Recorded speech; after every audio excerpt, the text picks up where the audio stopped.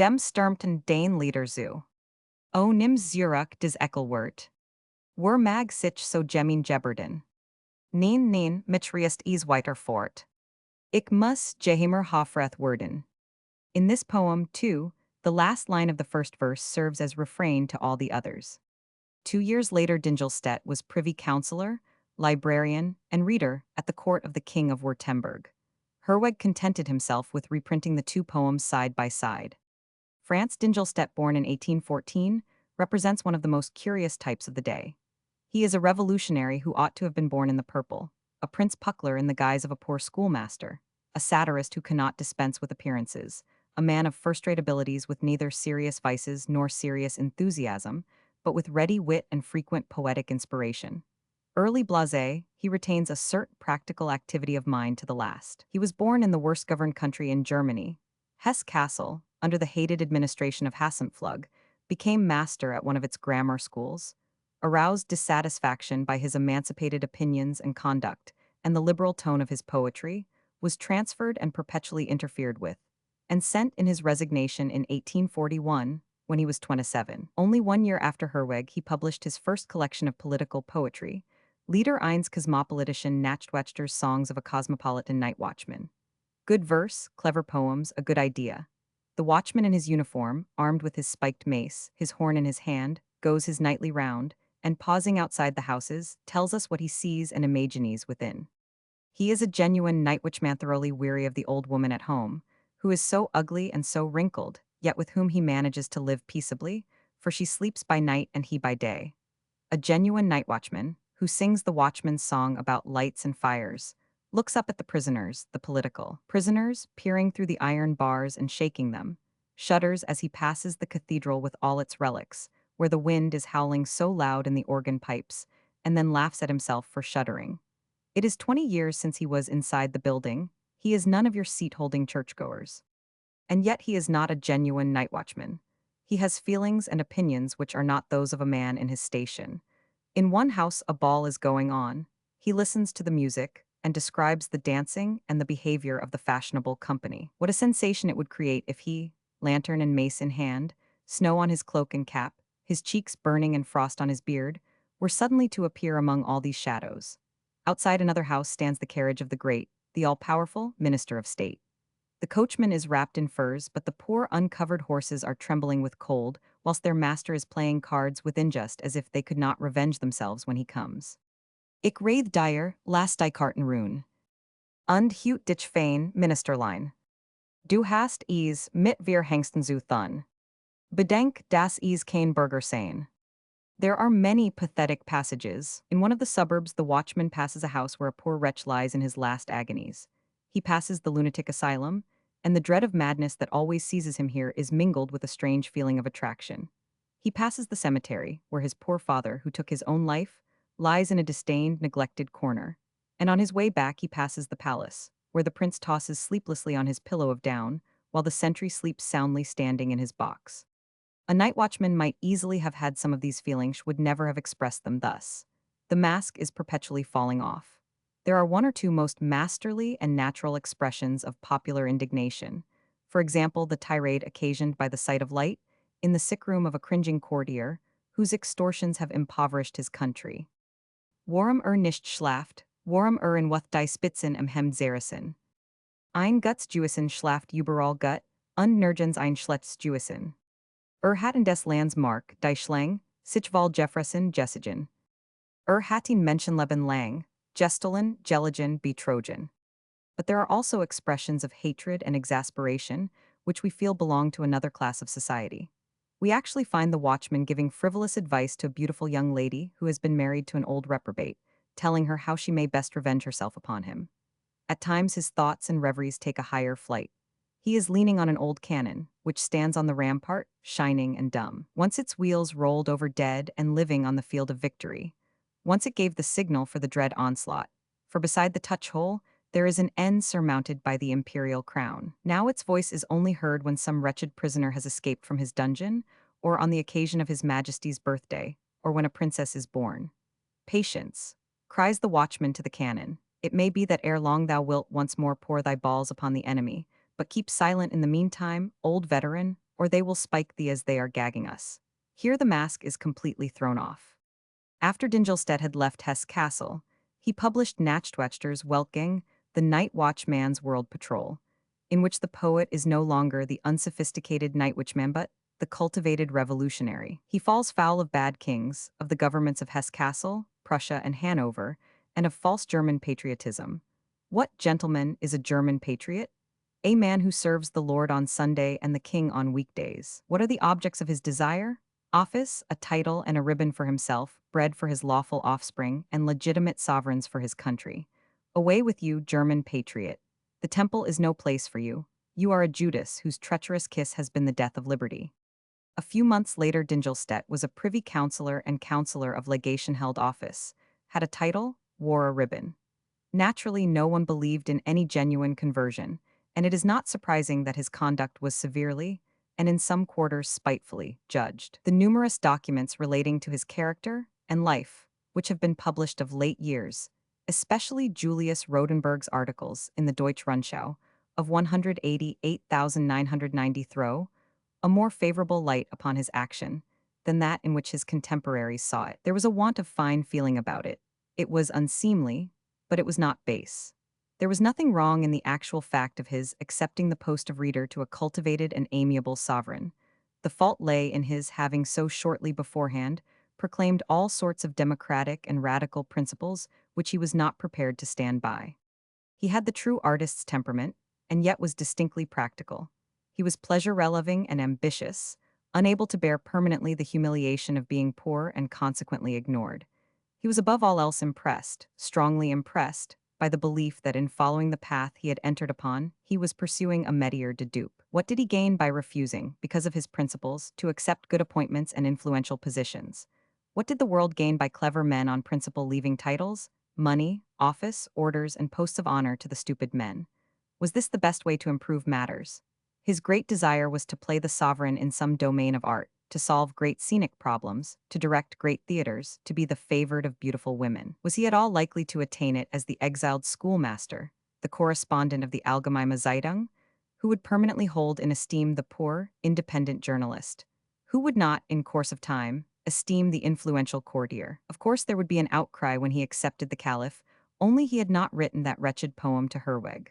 But what was needed was cool courage, ironical impenetrability, smiling indifference, and the calm superiority which allows one's opponents to bawl till they are tired, and these gifts he possessed. He became, as everyone knows, not only a courtier, but in course of time manager of one court theater after another Stuttgart, Munich, Weimar ending his career as the influential director of the Burgtheater in Vienna. Heine, who was not strict but witty, wrote the incomparable poem Verhofratherei, which begins, Verschlechtert sich nicht den Hers undane still. So magst du Traben jedwed Spiel. Mein Freund, ich word dich nie verkennen. Unsal ich dich auch Herhofrath nennen. It expresses a mournful understanding of Dingelstedt's conduct, and bitter contempt for the public to whom both he and Dingelstedt address themselves. Anyone who desires to get a distinct and correct idea of Dingelstedt's intellectual personality should compare the clever, graphic account of his life, entitled Münchner Bilderbücher, with his own cyclus of poems entitled Ein Roman. These poems show us far more of his inmost nature than the verses of his early youth, but he had early experienced the mingled feeling of attraction to the great world and contempt for it. In the poem Chronicle, he wrote of fashionable society. Sei Lugen, sei Krakelen, sei Hassen sich bis aufs Blut. Zum Morden oder Stehlen fehlt Eichnen nur der Muth. Sei Machen Jern und Wagens nicht, das heißt den Recht und Pflicht. Die denken können, sagens nicht, die Mason denken nicht. Now he tells the story of a society amour. In England, at a ball, the poet meets a lady of Hindu blood, but English in every other respect. She is spiritually akin to himself, gloomy and cold and weary of life. They fall in love. Wir klammerten uns, abos Zeitvertreib. Abos Verzweiflung, en Einenderin. Sei ein Verlorns, Neugeborens Weib. Ich ein Verlorner, Neugeborner man.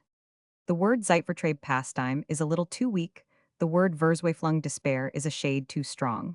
There is German puerility in this insistence upon fashionable frivolity and blank despair. So much is certain, the two fall in love. We have plenty of passion, hot and wild, more of sensuality in it than love, voluptuous nights, secret pleasures, and coldly cynical front shown to the world. Then separation, farewell, and oblivion. Until one day in a conservatory in Amsterdam, the decaying smell of a dead lotus plant makes him feel faint. He is reminded of her, and presses one of the dead leaves to his lips as if it were the hand of a corpse. Such characters as Dingelstedt significantly illustrate their age. They do not create it. They are not the builders of the palace, they are its gilders. No doubt the work of the gilder first attracts the eye, and attracts far more eyes than the work of the builder, who in laying the foundation of the palace determines its whole construction. But there is also no doubt as to whose work is of the more importance. These pleasure-loving poets, often disillusioned so young, with no principles except the political convictions of which they sing and boast, and to which they generally prove unfaithful, are of social importance from the fact that they create the opinion of the moment, general political opinion, and thereby accelerate the slow reorganization of society. But this outward reorganization is not itself the principal matter. Political opinion is not the prime mover. The outward revolution is a result of movements going on much deeper below the surface. Perhaps the most powerful impulse is given by philosophy with its quiet revolutionizing of the religious view of life. In this domain of philosophically agitation, there appeared in the summer of 1841, the year in which Dingelstedt's first book was published. The year following the publication of Herweg's first and epoch-making thinker. In the work entitled Des Wesen des Christenthums, The Nature of Christianity, he formulates great thoughts, founds, and expounds a philosophy of life, which makes its influence felt in the spoken and written words of all who come after him, all at least whose minds attain their fullest development. Ludwig Feuerbach is the foundation stone upon which for the next 20 years everyone builds, everything is built. When I say of him that he was great, a great man and a great thinker, I myself resent the platitude. Great is a term which we hear so constantly applied to this, that, and the other thing, that we have come to be unaffected by it. There is not even any very keen appreciation among us of the quality of greatness. The sense for it is deadened by the cold, clammy manner in which the intellectually great are handled by those who write learned treatises on their work. Take up a history of philosophy, and you will find them all arranged and labeled, one looking exactly like the other. There they stand in a row, all treated with the same respect, and regarded with the same interest-shelling, who was a genius and a charlatan. Trendelenburg, who accepted his appointment from Eichhorn and improved his opportunities after the death of Altenstein. Strauss, who was a second-rate thinker, and, a bit of a pedant, Karl Vogt, who was a gifted gourmand. Lotze, who was an excellent professor of philosophy, but nothing more, and amongst the rest Feuerbach, one of a list, possibly labeled as inferior, one-sided men, calling themselves ideal realists or something of the sort. The effect is demoralizing. He was great. This means that there is a wide, open space round him on every side. It means that if we would understand him, we must separate him clearly in our minds from all those men, all those facts that jostle him in lesson books and handbooks. That he was great means that he is altogether upon another level. The moment we catch sight of him as he stands there alone, reverence takes possession of us. Simply natural as he was in intercourse with friends, there was yet something awe-inspiring about the man. Look at that face, in every feature of which there is genius and character, obstinate, energetic character. There is character in the mighty brow, in the small eyes, in the big, fan-shaped beard. There is power in it all, power and nobility and manly beauty, stern as though cast in bronze. Himself a genius, he belongs to a notably talented family. The father one of the most distinguished criminal jurists of Germany. Brother, sister, nephew, all gifted. He is born at Landshut in 1804, studies at Heidelberg, turns his attention to theology, first from the orthodox, afterwards from the critical standpoint, then to philosophy, first abstract, afterwards realistic, ever more realistic. He publishes his Gedenken über Tod und Unsterblichkeit, thoughts on death and immortality, anonymously. The book is at first confiscated, but subsequently allowed to circulate. After it becomes known that he is the author, he applies in vain for professional appointments at several of the South German universities, and similar attempts made somewhat later in Berlin, France, Switzerland, and Greece prove equally fruitless, in spite of the support of noted savants. From 1836 onwards, he lives a retired life in the country till 1860 at Bruckberg, near Ansbach, afterwards at Reichenberg, near Nuremberg. In his later years, it is the life of a hermit. He corresponds with friends of his own class and stamp, and also with men of the people such as Konrad Dubler of the Salzkammergut, who sometimes understand his writings better and feel them more deeply than the so-called cultivated class. In 1837, he married the love of his youth. It was not without influence on his life that, in the beginning of the 40s, a young girl, daughter of one of his friends, was for a time passionately attached to him, an attachment which he returned. His only course of lectures was delivered in 1848 at Heidelberg, but not at the university. There he was dreaded and shunned. In 1842, his friends had tried to get him appointed professor at Heidelberg. He at first took kindly to their plan, but afterwards frantically opposed it. To try to make me a professor, and that, too, in the ordinary way, the way in which any blockhead can be made one, is to place me on a level with the fools that are posing as professors now, is to insult, to disgrace me. The professor's desk is no place for a man with a head like mine. Do you know the proper place for my head? Guess. The block. For my brain is as keen and as peremptory as the executioner's sword, and I have no desire, no courage to do any deeds but those for which men risk the loss of their heads. His friend had been advising him rather to call his work Wesen der Theologie than Wesen des Christenthums. He answers, I take no interest whatever in the overturning of theology. I concern myself only with great world entities. Wealth historisch Wesen one must deal a mortal blow, must deny on principle. To act means to take life with the determination, if necessary, to give one's own life in return. This is more resolute language than the poets used. These views are very different from theirs. Saint René Taillandier animadverted on the fact that Feuerbach, holding such views, did not take part in the revolutionary movement of 1848. Feuerbach answered, 1000. Taillandier, when another revolution breaks out and I take part in it, know, to the dismay of your godly soul, that that revolution will be victorious. The last day of the monarchy and the hierarchy will have come.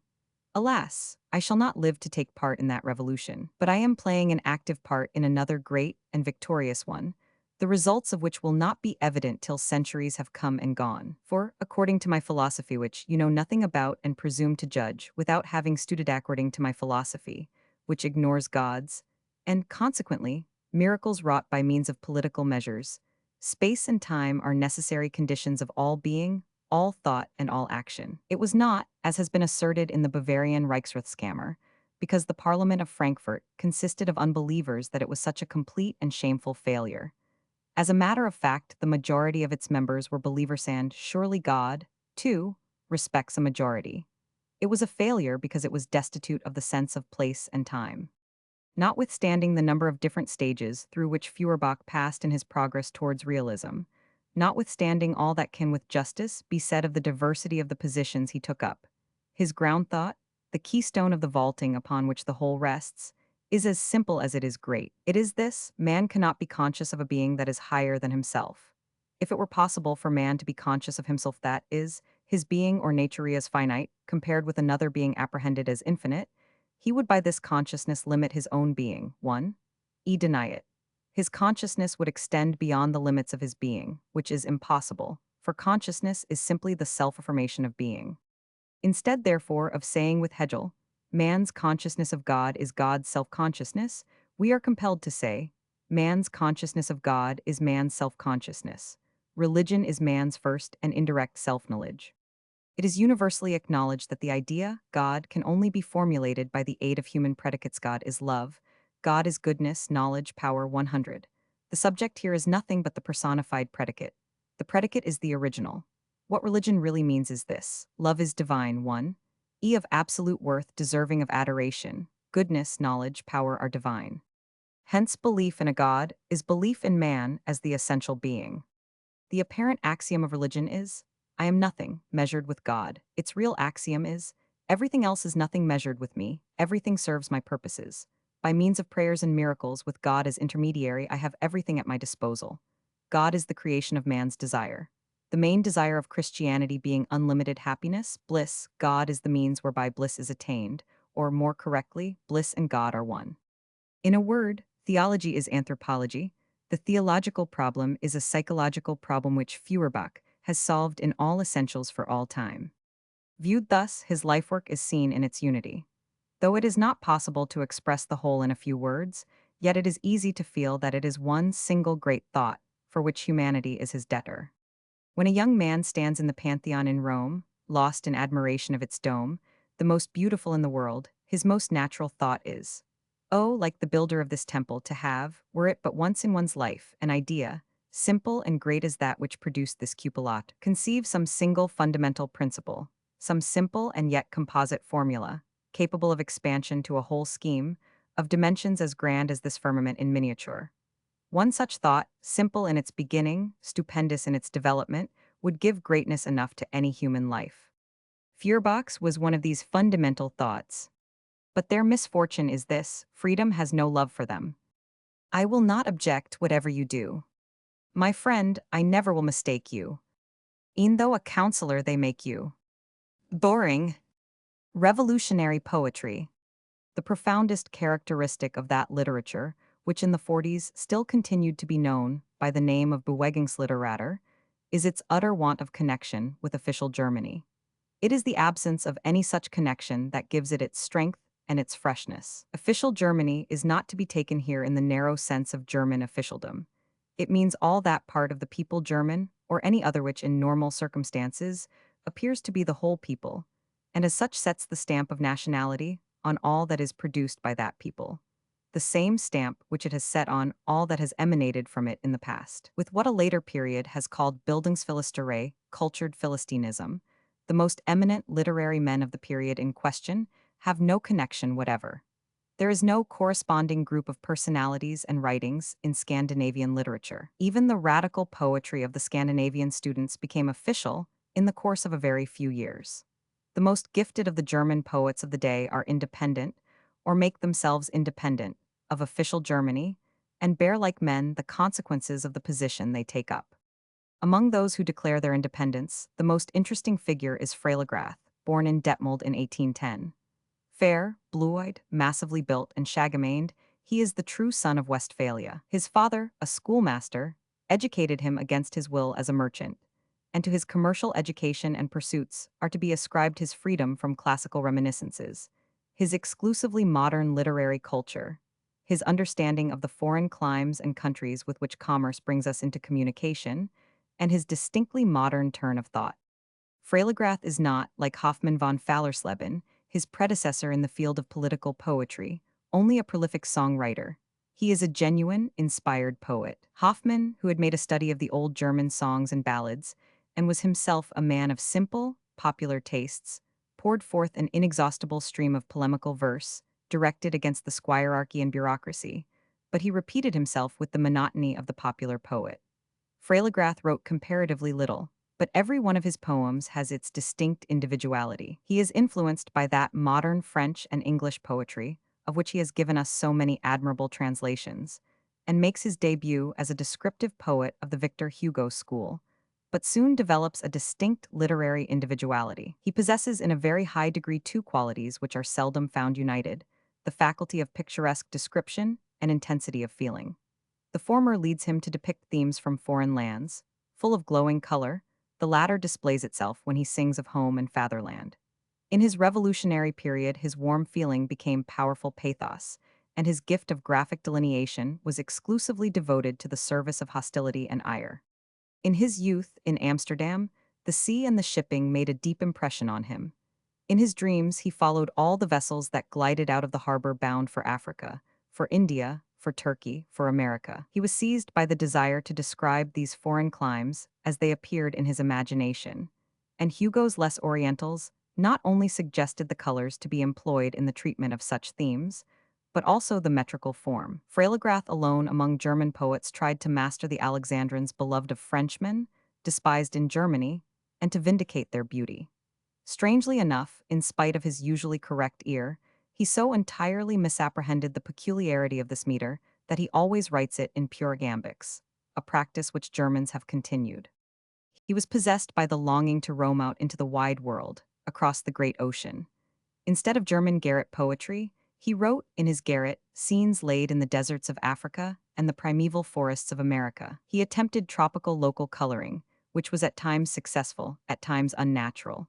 His linguistic specialty was new and remarkable rhymes, produced with the assistance of resonant foreign words like sycamore, tricolor, 100. His good verses were like living, his bad in their lifeless splendor like stuffed hummingbirds. But this African Freiligrath is not the best Freiligrath. Freiligrath, the liberal patriot, is greatly his superior. After Herweg's political challenge had roused him, he took himself to task.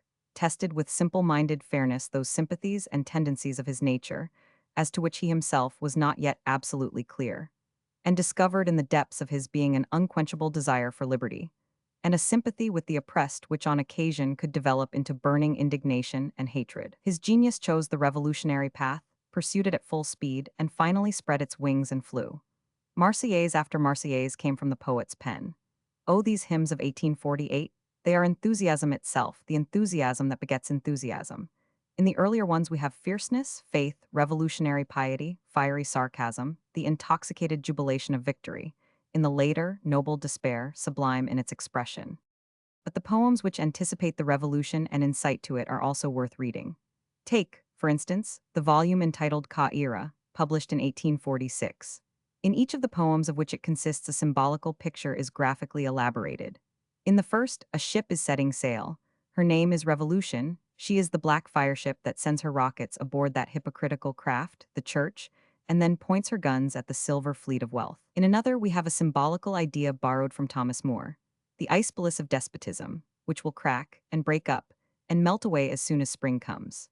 In Why Man's Macht How the Thing is Done, the poet describes the storming of the arsenal of a capital with such infectious ardor, so dramatically and vividly, that we see it all, are ourselves in the thick of the fray. As the revolution which he foresees draws nearer and nearer, his poetry becomes more and more up to date. He describes a Rhine steamer which has the King and Queen of Prussia on board. The steamer is a picture of German society. The company on deck are enjoying the fresh air, the bright sunshine, the beautiful scenery of the Rhine. But down below in the engineer room stand the proletariat, in the shape of engineer and stoker, masters of the volcano that drives the ship onwards. One push, one blow from them, and the whole edifice of which the king is the crown, collapses. The deck is blown to fragments, the flames mount to the clouds, but not yet, thou angry element, not today. In such a poem as Frey Press, the course of events is anticipated. The insurrection is on the point of breaking out. One day more, and there will be fighting in the streets. Ammunition being short, the owner of the printing works orders his workmen to melt down all the alphabets. And presently the hissing, glowing mass is flowing into the bullet molds. The times are such that only in the form of bullets can the types emancipate humanity. The days of young Germany were over, but now it seemed as if Germany herself had grown young. Robert Prutz, born in 1816 at Stettin, received that classical education which had been denied to Freiligrath. A critical student of philosophy and history, he wrote upon many subjects, but it is only as a political poet that he has any abiding significance. He was one of the young men who ardently vented their opinions in Rouge's Hallish Jawbutcher, the result in his case being banishment. He is the Furbation as poet. His political poetry, from the absolute directness with which it follows its aim, is apt to be somewhat dry and unimaginative, but his sober and yet warm love of liberty attracts us. If you once learn to like him, it will be a thorough liking. You will even highly prize his latest collection of poems, Os der Heimat, a book which has been foolishly condemned as sensual. It cannot be denied that he showed bad taste in dedicating it to his wife. In his best work, a little Aristophanic masterpiece entitled Die politische Wachenstube, the political Ling-in room, Zurich, 1843, Prutz, Hallberg's warmest German admirer, has succeeded in epitomizing the wit, the irony, the endeavor, and the hopes of the younger generation. It was only natural that a poet with Prutz's classical training should adopt the Aristophanic method. The pity was that he followed it too closely. His play became, in consequence, a jewel of price for a select circle of readers instead of food for the multitude. It is the production of a young, hopeful dreamer, whose faith in a glorious future for Germany was quite as lively and as strong as the pleasure he felt in demolishing with his sarcasm what was decrepit and decayed. The burlesque figures and conceits stand out against an idealistic golden background because the poet sees the sun of the future rising and shining behind them.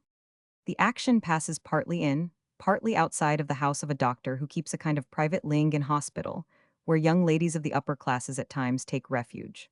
Of late his business has not thriven. It had flourished when pietism flourished in Königsberg. Much pious embracing had gone on then, which, with God's blessing, had borne fruit. But now that the state church has set itself to suppress pietism, his wards stand empty. He will soon be driven to apply for a post on the staff of the Prussian official newspaper. Those who are fit for nothing else can always earn their bread in its service. The doctor's servant, Kilian, who is famishing, asks for food. The doctor advises him to have his stomach removed, takes out his knife to do the operation, tells him that he will never feel hungry again, and that he will confer an inestimable benefit on humanity if he can show himself as a living proof that the operation is possible. For what is the rock on which virtue splits nowadays? Why did Freiligrath take a pension? Why did Dingelstedt allow himself to be branded? The stomach, and nothing but the stomach is to blame for everything. In the meantime, Herr Schlockhopf Mr. Sly has come on the scene, disguised as a beggar. He declaims some patriotic sentiment, in the style of the Nibelungenlied, on the subject of Hermann the Cheruscan, and then asks for a contribution for the statue of that national hero. The doctor is incautious enough to call the statue a scarecrow, a hideous sentry brandishing a spit, on which Schlockhopf declares that he shall pay for these words by at least 12 years' imprisonment with hard labor. They fight, the doctor pulls off Schlockhopf's false nose, and thereupon recognizes in him the friend of his youth, the quondam socialist, singer of liberty, republican, and regicide, now advanced to the post of Werklicher Geheimer Königlicher Leibsbian Real Private Royal Bodesby. They fall into each other's arms, and Schlockhopf tells his errand, but not till he has assured himself that the doctor holds no awkward or seditious political beliefs. The doctor, recognizing the importance of the man with whom he has to do, falls on his knees and swears that he believes nothing except that crown pieces are round. Then Schlockhopf divulges the secret. Germany, our mother country, the Germany of Frederick and of Luther, the fair-haired queen, is with child. The doctor is at first incredulous. Is it not dropsy, the result of all the water drinking introduced by these new total abstinence associations? No, she is pregnant, and the only surprising thing about it is that the fact has not been announced in the newspapers, which usually inform the public when queens and princesses are in that condition. And now Schlockhopf communicates the joyful intelligence that the doctor, as an experienced accoucheur, has been chosen to attend Germania. He, and no other, is to deliver her. The doctor dances for joy, demands that he shall be rewarded with perquisites and an order, requests Schlockhopf to bring the lady, but see, she comes. Slaves, who represent the enthralled people, bear her in a golden chair. She is fair, with a fat, amiable face, a wide mouth, and eyes of watery blue. All salute and do homage to her as Germania. But from a confidential conversation between her and Schlockhopf, we learn that she is not the person she gives herself out to be. He asks her if she is really pregnant. She replies that he ought to know best, he and the others whom he has introduced to her. It seems that he has taken her from the street and trained her to play her part. She is the official Germanion. She has done everything that her artful masters have ordered her to do, has bowed and knelt and pattered prayers at command. And now, at command, she is pregnant. Schlockhopf abuses her and threatens to beat her. She taunts him and threatens in return to run away and leave him to find another Germania where he best can. Meanwhile, in the darkness of night, a stranger has appeared in the street in front of the house. A woman with a harassed, hunted look, who declares that she knows not where to lay her outlawed head. She says, the legitimate queen must, like a common vagrant, hide my royal head in the darkness of night, whilst she who has been exalted in my stead, and impudently allows herself to be called by my name, sleeps voluptuously on silken pillows. Ye stones, be my pillow, for my people, like their queen, have to lie on stone. Through the night comes a cry, Germania. The woman in the house and the woman on the street answer at the same moment. Wrangling and confusion ensue, the gendarmes arrive, and an attempt is made to discover which of the two has taken a name that does not belong to her. Not I, cries the stranger to Schlockhopf. She maintains that he has stolen her name and decked his brazen-faced paramour with it, and concludes, shame on you both, I alone am the real, the true Germania. Killian finds it impossible to believe that anyone so slender and emaciated can be Germania, but the serfs are thrilled to the heart by the sweet sound of her voice. The diplomatic Schlockhopf alone keeps his countenance. Allein, so thut ein wenig nur die Augen auf. Zu sehen, braucht ich dies de ungehen nur. So ist's ja klarlich, welch heirer die Richtesse. In Lumpen Jean, dies jedoch I am Sadenen Rock. Die Abgemagert, Hunderbleik ein Schattenbild. Verbent zu bettelen, selber ein Bettelrin. Hoch statlich dies, wohlgenaut anmethiglich. In hoher Herren Arender Festgenossenschaft. Ja selbst Gessignetten Lebes ist, why I her sate. To this comparison between her rival's magnificence and her own poverty, the stranger answers with dignity. Wohl spot Main, in Main wundlige du. Die Blut befleckten, diebstuenten Finger mir. Auf Main Lumpen Spadu, und ditch. Weil ich ein Arms, Heimathlos Vertribnis Weib. Du weist besten, wessen Hand Main Blut Vergas. Und vom Haupt die Krone mir Jerison hat. I her Bodice du Palast, mir Jeffingnis. I her schmeichelten den Schurgen, mich verfolgten sei. Dire aber sagik, Schattenkonigen, o du. Die du mit zittern mains, namens dich erfretst. Hinweg Verberg dich, rom du den Platz der mir. Allein Jebuit, den Jura Herrscherin bin ich. And the serfs bend low in homage to the woman who comes, not in regal purple, but in rags like their own, saying to each other, may not this be the Longlukhed redresser of our wrongs, she who is to break our yoke asunder and awaken the sleeping world with the lightning flash of liberty? But now the two women are called upon to prove their respective claims. Schlockhopf exclaims, it is the legitimist principle we are called on to defend, and proceeds to prompt official Germania. That fat, fair lady, who boasts that she bears the future of Germany in her womb and claims in consequence to be treated with consideration and reverence, repeats a long rigmarole, supposed to be the story of her life. In the gray of eld she lay on bearskins in the forest, drinking foaming mead and eating beechnuts and acorns. Beechnuts and acorns. Cry the doctor, Killian, and Schlockhopf. It is she. Then she tells how she was sent to school to the priests, had her nose flattened against the crucifix, became Christlet Germanish, endowed monasteries, built churches, kissed the Pope's toe, 100, and once more the doctor, Killian, and Schlockhopf cry. It is she. She tells what a peaceable, governable disposition she developed, how she allowed anyone that liked to box her ears, how her loyalty has now reached such a pitch that if her master but whistle, she comes, stands on her hind legs, fetches the stick in a word, I am a well-trained poodle. And again we hear the jubilant chorus. It is she. She concludes, God and the king willing, I shall be in the future what I have been in the past. By government order I am now, as you see, with child. O gendarmes, take my part. Recognize me as the one, true, Germania, as the thoroughbred German, and be assured that in return I will bring up my son as a gendarme. The gendarmes are of opinion that she has made out a good case, and Schlockhopf is beginning to boast that the vagrant has been silenced, when she in turn lifts up her voice. She does not understand the art of self-praise, she says, nor has she much to praise herself for.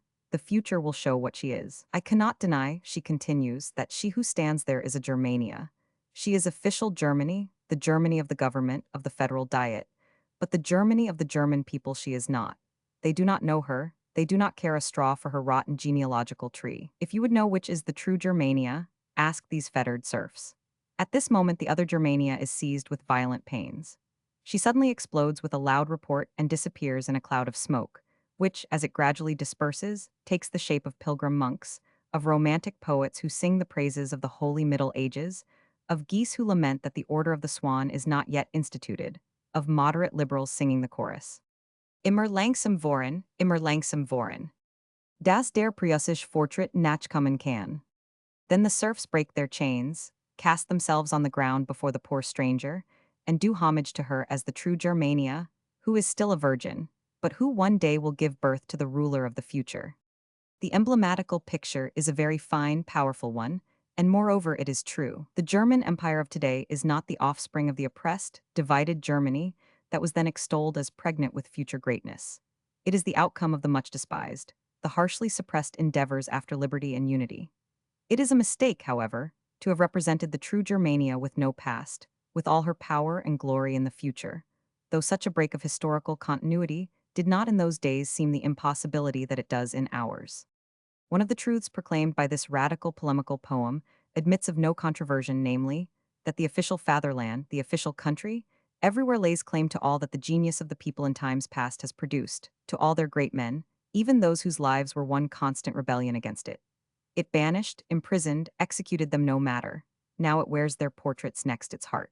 And the official fatherland claims, and always has claimed, to bear the future in its womb. It not only maintains that the present existence of all and of everything is inseparably bound up with its existence, but that it is pregnant with the new age, and is consequently entitled to receive the respectful care that is the due of a pregnant queen. For the thinking men of any people there is, besides this fatherland, another, one that is not recognized, that is often disowned. It does not deck itself with the national colors, for it the national song is not sung. It exists wherever people feel and act in the spirit that has been the spirit of the best of the country's sons. It has the allegiance of all the thinking youth. Those of low degree have more part and lot in it than those in place and power. To it alone the future belongs. That Prussian progress may be able to keep pace. Roman 28. Revolutionary poetry. There were real poets, aspiring spirits, who did not follow the general trend of literature at this period. There were men like Eduard Morik, born in 1804, the last scion of the Swabian school, who broke the bounds of its narrow tradition, and in his lyric verse may rather be regarded as an offshoot of the Goethe stem, a genuinely gifted poet, the idyllic, arch, melancholy singer of the inner life, author of the immortal poem Denk is, O Seal. And there were men like Otto Ludwig, the Thuringian, and Friedrich Hebel, the Ditmarskian, the two most robust originals in modern German literature, who were both born in 1813, and both developed their very dissimilar peculiarities after 1848. Two gnarled, leafy oaks standing without the forest's bounds. The only mark of the period in which they were youths is the peculiar defiant gloom which lies deep down in both natures. Specially their own is a kind of melancholy keensightedness, inclining towards bold realism. They are the heralds of the realism of a later, unpolitical age. But they have not the characteristic common to all the political poets of their own age's any enthusiasm, a natural bias towards public life, towards the radical reform, or, if necessary, the complete revolution of society. This bias, in combination with the philosophically lucidity due to the influence of Hegel and Feuerbach, is perhaps most remarkably observable in an author whose writings are, undeservedly, beginning to be somewhat neglected nowadays. An author who, dying at the early age of 31, did not live to see the Revolution of March. This is Friedrich von Sallet, a young German officer of extraordinary strength of character, whose solid, comprehensive culture was due to his own unaided efforts. In him, the profound thought of his age is united with its extreme, passionate liberalism. After his dismissal from the army in 1831, he devoted himself entirely to literature. His best-known work is his Laien Evangelium, a kind of devotional book for freethinkers, a series of poems in which he gives a symbolical modern interpretation to the various events of the Gospels. He begins each poem with some story or lesson from the Bible, and then proceeds to show the living, eternal kernel in it, and to cast away the historical or mythical husks. The interpretations are at times rather far-fetched, and the employment of but one meter throughout the whole book undeniably tends to monotony. In its general conception, the work reminds us of another, older book, Leopold Scheffer's Laien Brevier. But the contrast is great between Scheffer's comfortable satisfaction with the divine government of the universe and Sallet's impatient inclination to interfere with the natural course of events. We are also slightly reminded of Ruckert's Weisheit der Brahminen. But Sallet's wisdom is a wrathful wisdom, no peaceful collection of golden rules of life like Ruckert's, but fiery denunciation of deceit and stupidity. In his introductory poem, Sallet compares those who had written Oriental poetry before him to the kings of the East, who offered gold, frankincense, and myrrh to the light of the world, and then fell back again into their Oriental dream life.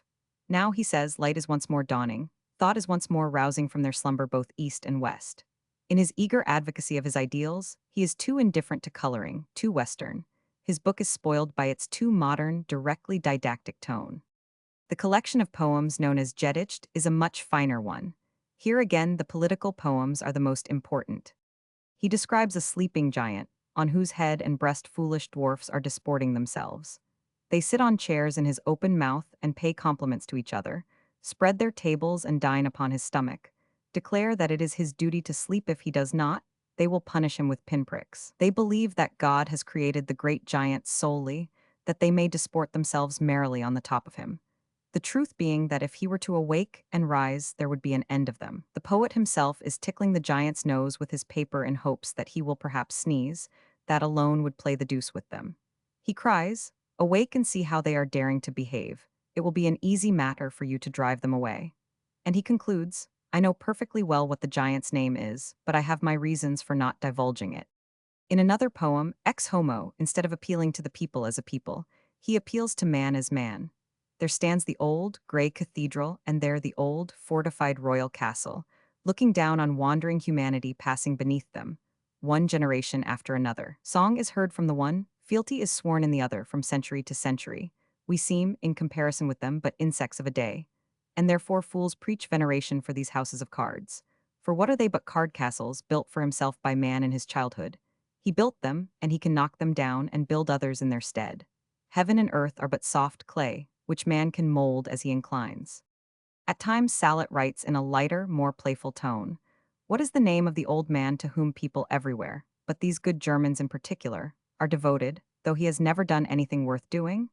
He stands in the pulpit, he drills the soldiers, he administers justice. He lectures at the universities, and his voice carries weight in the councils of the state. Taking 100 steps to do what could be done with one jump is called in his language the good old ways and customs. This is what he approves of, but if you produce anything original and great, his wrath is aroused and he scolds and storms till men begin to be afraid of you. He is wanting both in brains and backbone, the old gentleman, and yet he rules almost absolutely, and to oppose him successfully, one would need to be as strong as a lion.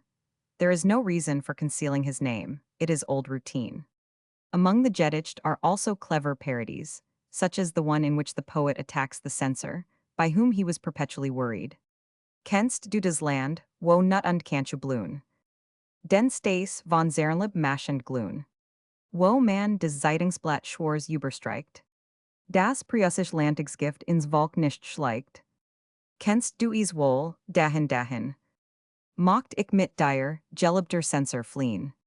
He is even more wroth with the cowardly prophet than with the censor.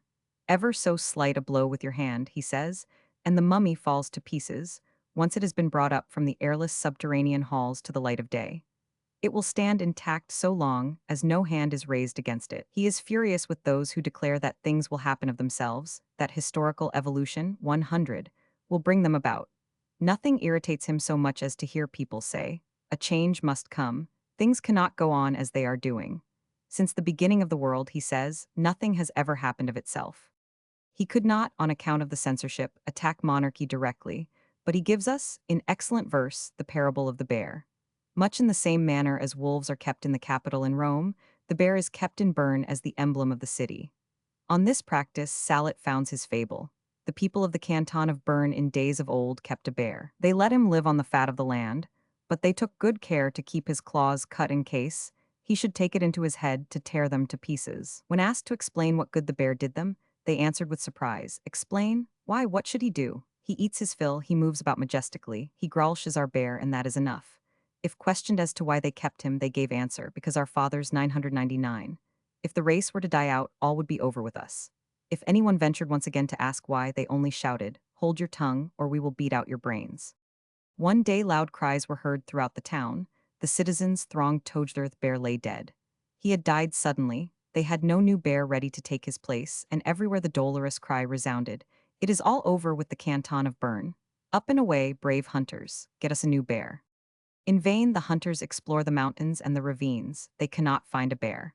But in spite of this, wonderful to relate, corn and grapes ripen, fruit grows on the trees. It seems as if nature were utterly indifferent to the woe of Bern. The sun, though it saw the bear lie dead, still rises every morning, the world still stands. What can be the meaning of it?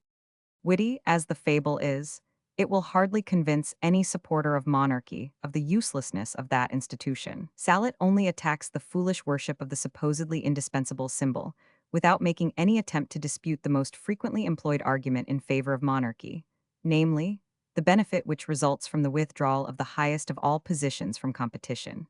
He puts his whole soul into another poem, Out, a poem which became a sort of watchword for the youth of the day. Its most characteristic verses are: Die Eiher den großen Kampf der Zeit. Ausfichten wollt, herbe Eiher Ritter. Sprecht, welcher Sach Eiher Ujuit. Sprecht frei durchs offene Helmgejitter. En Twederroder. Für Fürstenmacht, für Volksrecht. Für Geisteslicht, für Pfaffendunkel. Republikaner oder Nacht. Ja oder nein, nur kein Gemunkel. En Twederroder. And the poem concludes with an allusion to the time, now fast approaching, when the last on one side, or the other with cloven skull, will bite the dust. Sallet did not live to take part in the great, decisive encounter for which he so ardently longed. He died in 1843. Not long after his death, the storm clouds begin to thicken and the birds to fly low. We are approaching 1848. Literature follows in Sallet's path.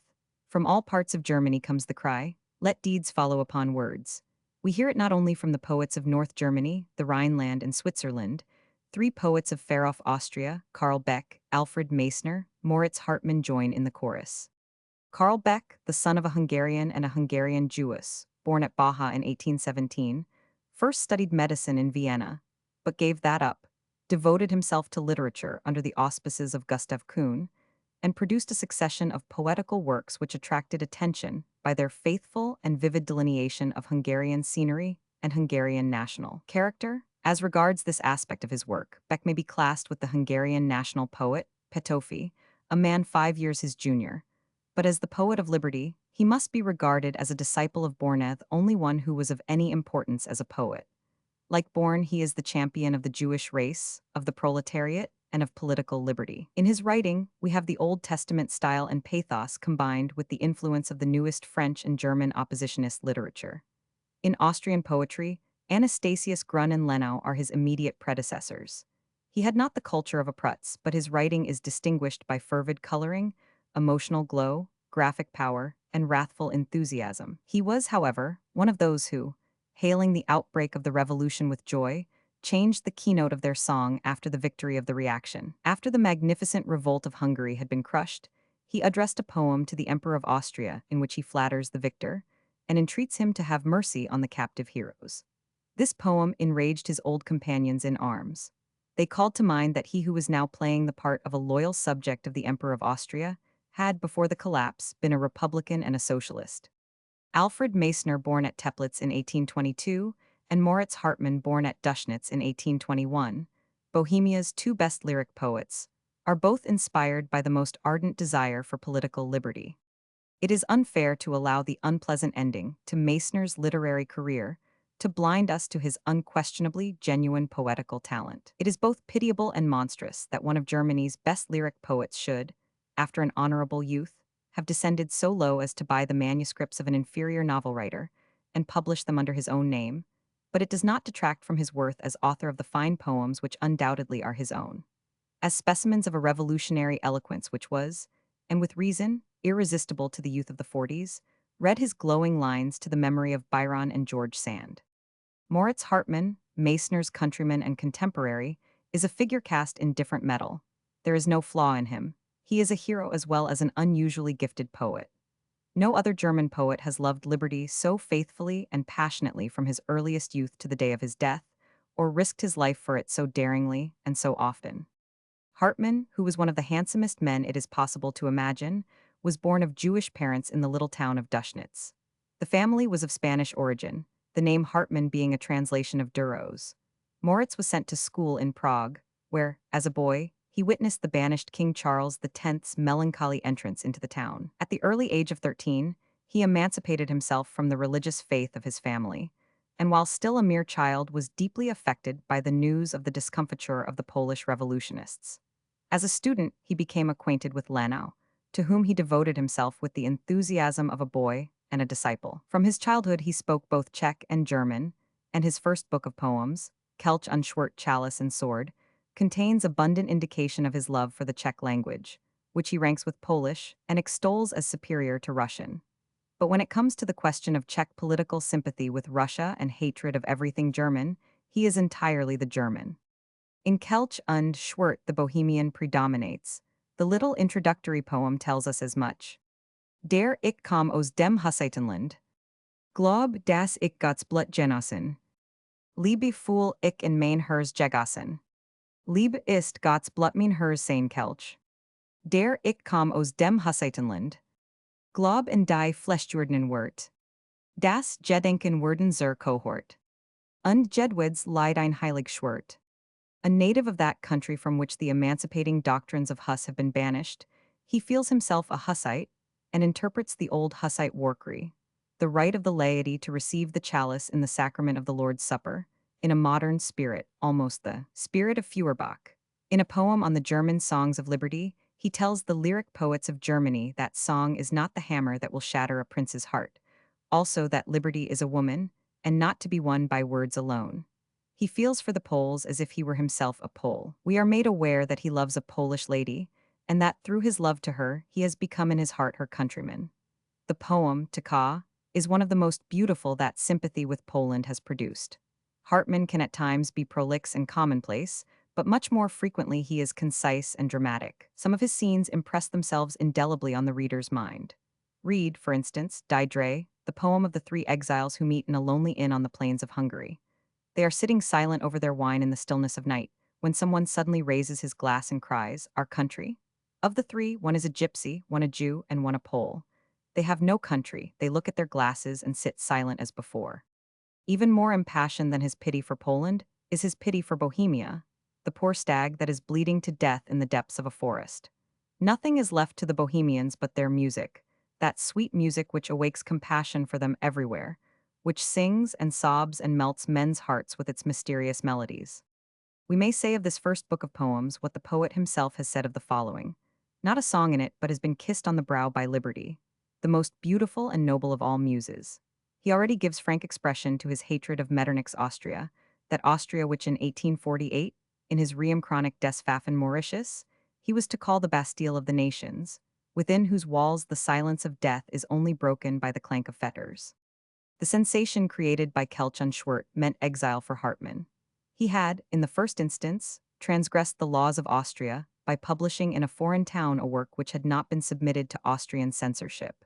He knew that if he were to return from Leipzig, where he had been living for some time, in intercourse with Kuhn and Loeb, he was liable to be arrested on the frontier. But he could not resist the desire to see his mother again, and succeeded in making his way secretly to his native town.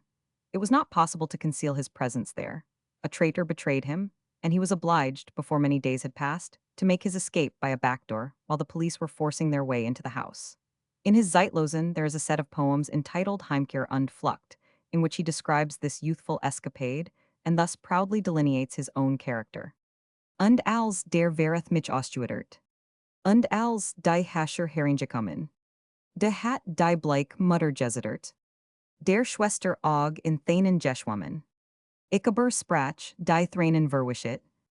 Wir müssen Schäden und von Einender. Und de mich rings die Jeffar umzishit. In Flammen word ich zum Salamander. Ich bin geboren, ich für Jeffaren. Sie lauern immer auf meinem Gange. Wie Wegelagra in dunklen Scharen. Doch ken ich nimmer die Furcht die Bange. Ich bin zu Jeffaren bestimmt ungeboren. Sie lieben mich, wie lohen den Meister. Ich hab sie alle herbeschworen. Sie dienen mir, wie dem Zauber die Geister. On account of the prologue which he spoke at the Schiller Festival at Leipzig on the 11th of November 1847, a festival which was in reality a demonstration in favor of the liberty of the press, Hartmann was accused of high treason and of offering affront to the Emperor of Austria. In 1848, as soon as the revolution broke out, he hastened to Prague. He and two friends, of whom Alfred Meissner was one, were sent as a deputation to Vienna. He has given an exquisitely humorous account of their audience with Archduke Franz Karl, who received them because his brother, the emperor, was ill, and who was perfectly unable to understand what they wanted. When the rabble, during the disturbances in Prague, attempted to storm the Jewish quarter and slaughter its inhabitants, it was Hartmann who rushed to the university, persuaded a body of armed students to accompany him, and with their assistance defended the quarter against the maddened crowd until the grenadiers arrived. In the Parliament of Frankfurt, Hartmann voted with the extreme left. His aim was the unity of Germany as a republic. He spoke seldom, but attracted much attention. He was known as the handsomest man in the parliament. Kinkel describes him at this time as a handsome, amiable man, with firm convictions. The southern imagination of the Austrian gave him fluency of speech. His German training had given him solidity.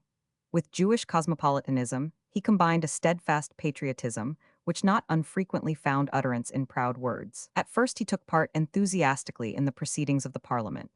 Afterwards, when these became both tedious and barren, and the assembly showed its incapability of laying any great and lasting new foundation, his disappointment found vent in the witty, impressive Reum Chronic, a work written in the meter of Hans Sachs.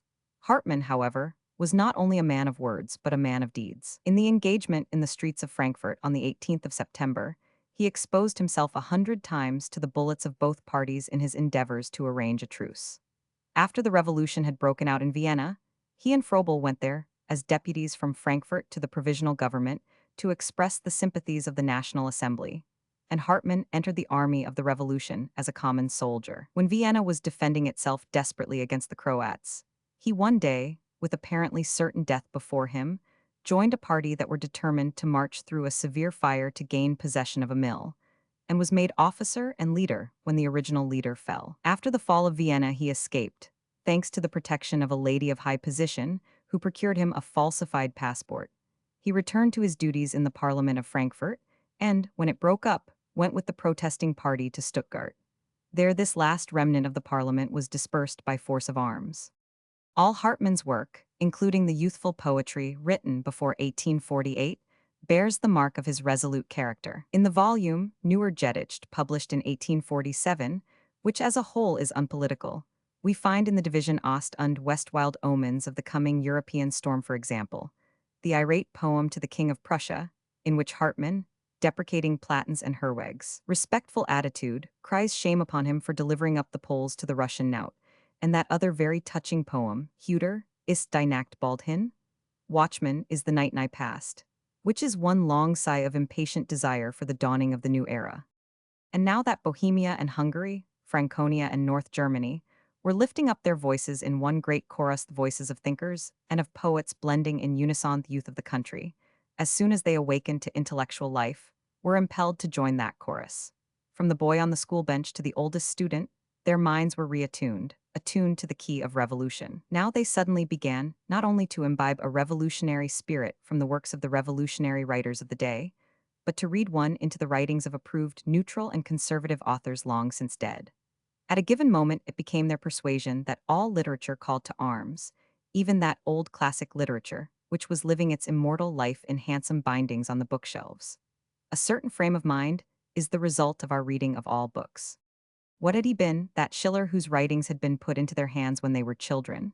What but a revolutionary, the motto of whose first book was the famous saying that what medicines cannot cure, cold steel cures, and what cold steel cannot cure, fire cures. Did the spirit of his works in any single point harmonize with the royal Prussian or the Austrian imperial spirit? What had Goethe's youthful attitude been but one of titanic defiance? Did not even the work of his old age, the second part of Faust, end with the wish that he could see a free people on free soil? He had loathed the Berlin of Frederick II. Would not his detestation of the Berlin of Frederick William IV be greater still? From the writings of Hegel, who had begun life as a revolutionary and ended it as an ultra-conservative, they drew all the conclusions which he himself had left undrawn. Feuerbach had declared that he would have nothing to do with politics. Nevertheless, they transposed his philosophically decapitation of the historical state into the region of practical politics. Yes, the clouds were gathering. In place of the swallows, the heraldic eagles of Prussia and Austria were flying low. The monarchs attempted in vain to exorcise the tempest. Frederick William IV convened a general Landtag parliament in April 1847. With his convictions, he could not do otherwise than open it with a speech in which, in spite of all concessions, real and apparent, he made it clear that he was not prepared to take the decisive step which his people demanded of him. No power on earth, he cried, will make me consent to the exchange of the natural relation between a king and his people for a conventional, constitutional relation. Never with my will shall a written paper interfere between Almighty God and this country, rule us with its paragraphs, and supersede ancient, sacred loyalty. The time had come. The Assembly demanded annual parliaments and complete fulfillment of the promises made in 1815 and 1829. Jacobi, Heinrich Simon, Gervinus, and others criticized the king's proposals and rejected them. Then the storm broke first in Switzerland, where in November 1847, the liberal cantons armed and suppressed the Jesuitical Sonderbund League of the Catholic cantons, then with overpowering force in Paris, then in all the German and many of the other European capitals. As thunder in a mountainous country echoes from hill to hill, so the thunder of the revolution echoed from one European country to another in the mad and holy year, 1848. Is it for the power of the sovereign or the rights of the people? For spiritual light or priestly superstition? Are you republicans or thralls? No evasion. Answer plainly, Etherer. I, who am of the land of the Hussites, believe in the word made flesh, believe that thoughts become armed cohorts, that every song is a holy sword. I was born for danger. Dangers, thick and dark, beset my path, yet I know no fear. Are they not my destiny? They love me as the lion loves his tamer. 'Tis I who have conjured them up, and they serve me as spirits do the magician. Roman 29. The Revolution. I am Hochlandfield der Erstschuss. I am Hochland weiter die Pfaffen. De kam, die fallen word und muss. Ja, die Leuen kamen Schuss. Drei Lander in den Waffen. Skan kan die Schweiz von Siegen ruhen. Des Ergeberg und die Nagelflohen. Zittern vor Lust bis zum Kern. Drof jing der tants in Welschland loos. Die Seilen und Charybdin. Vesav und Etnabrashen loos. Ausbridge auf Ausbridge, Stoss auf Stoss. Sehr bedenklich, Liebden. Also Schultz von Berlin nach Wien. Und von Wien Zurich nach Berlin. Sager dem Nickelgraut Nickel 1 Isar Nicholas. Und nun ist den auch Ebermals. Des Pieflaster aufgerissen. Auf dem die Freiheit nackten Stalls. Os der Lumpigen Pracht des Konigsals. Zwei Konige Skan Jeschmissen. Thus sang Freiligrath in February 1848, a few days after the Revolution in Paris. A long shudder of pain and at the same time of relief passed through the whole of Germany. It was as if a window had been opened and air had reached the lungs of Europe. Example, the one power that can do miracles was forcing the German people to action. They were also impelled by the fear that absolutism would now venture its last move, would declare Germany to be endangered by the revolution in France, and compel the people of Prussia and Austria to take up arms against the French Republic. In Austria, intolerance had gone as far as it could go. In 1846, Metternich's government had actually placed the Herzensergus of the Emperor Joseph II, collected and published by a banished patriot, on the list of contraband books. And now the disturbances in the Austro-Italian provinces, which were endangering the credit of the state and the industries of the country, brought dissatisfaction with Metternich's rule to a climax. The decisive defeat he had met with in Switzerland, namely, the collapse of that Jesuitical Sonderbund which with all his might he had supported against the radicals, had given the last blow to men's faith in his invincibility.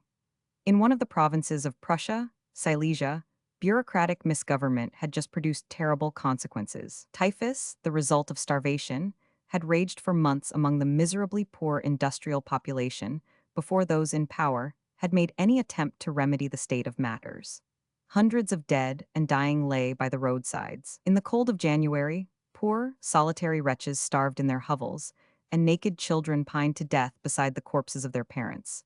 No one came to their aid, for the ignorant local authorities had, in order to prevent the spread of infection, made it a punishable offense to enter any infected house. All this time, the government officials only appeared to collect the taxes, which they did with harsh regardlessness of circumstances. And when the governor was attacked because no remedial measures had been taken from August 1847 to the end of January 1848, he answered that no formal appeal for assistance had been made.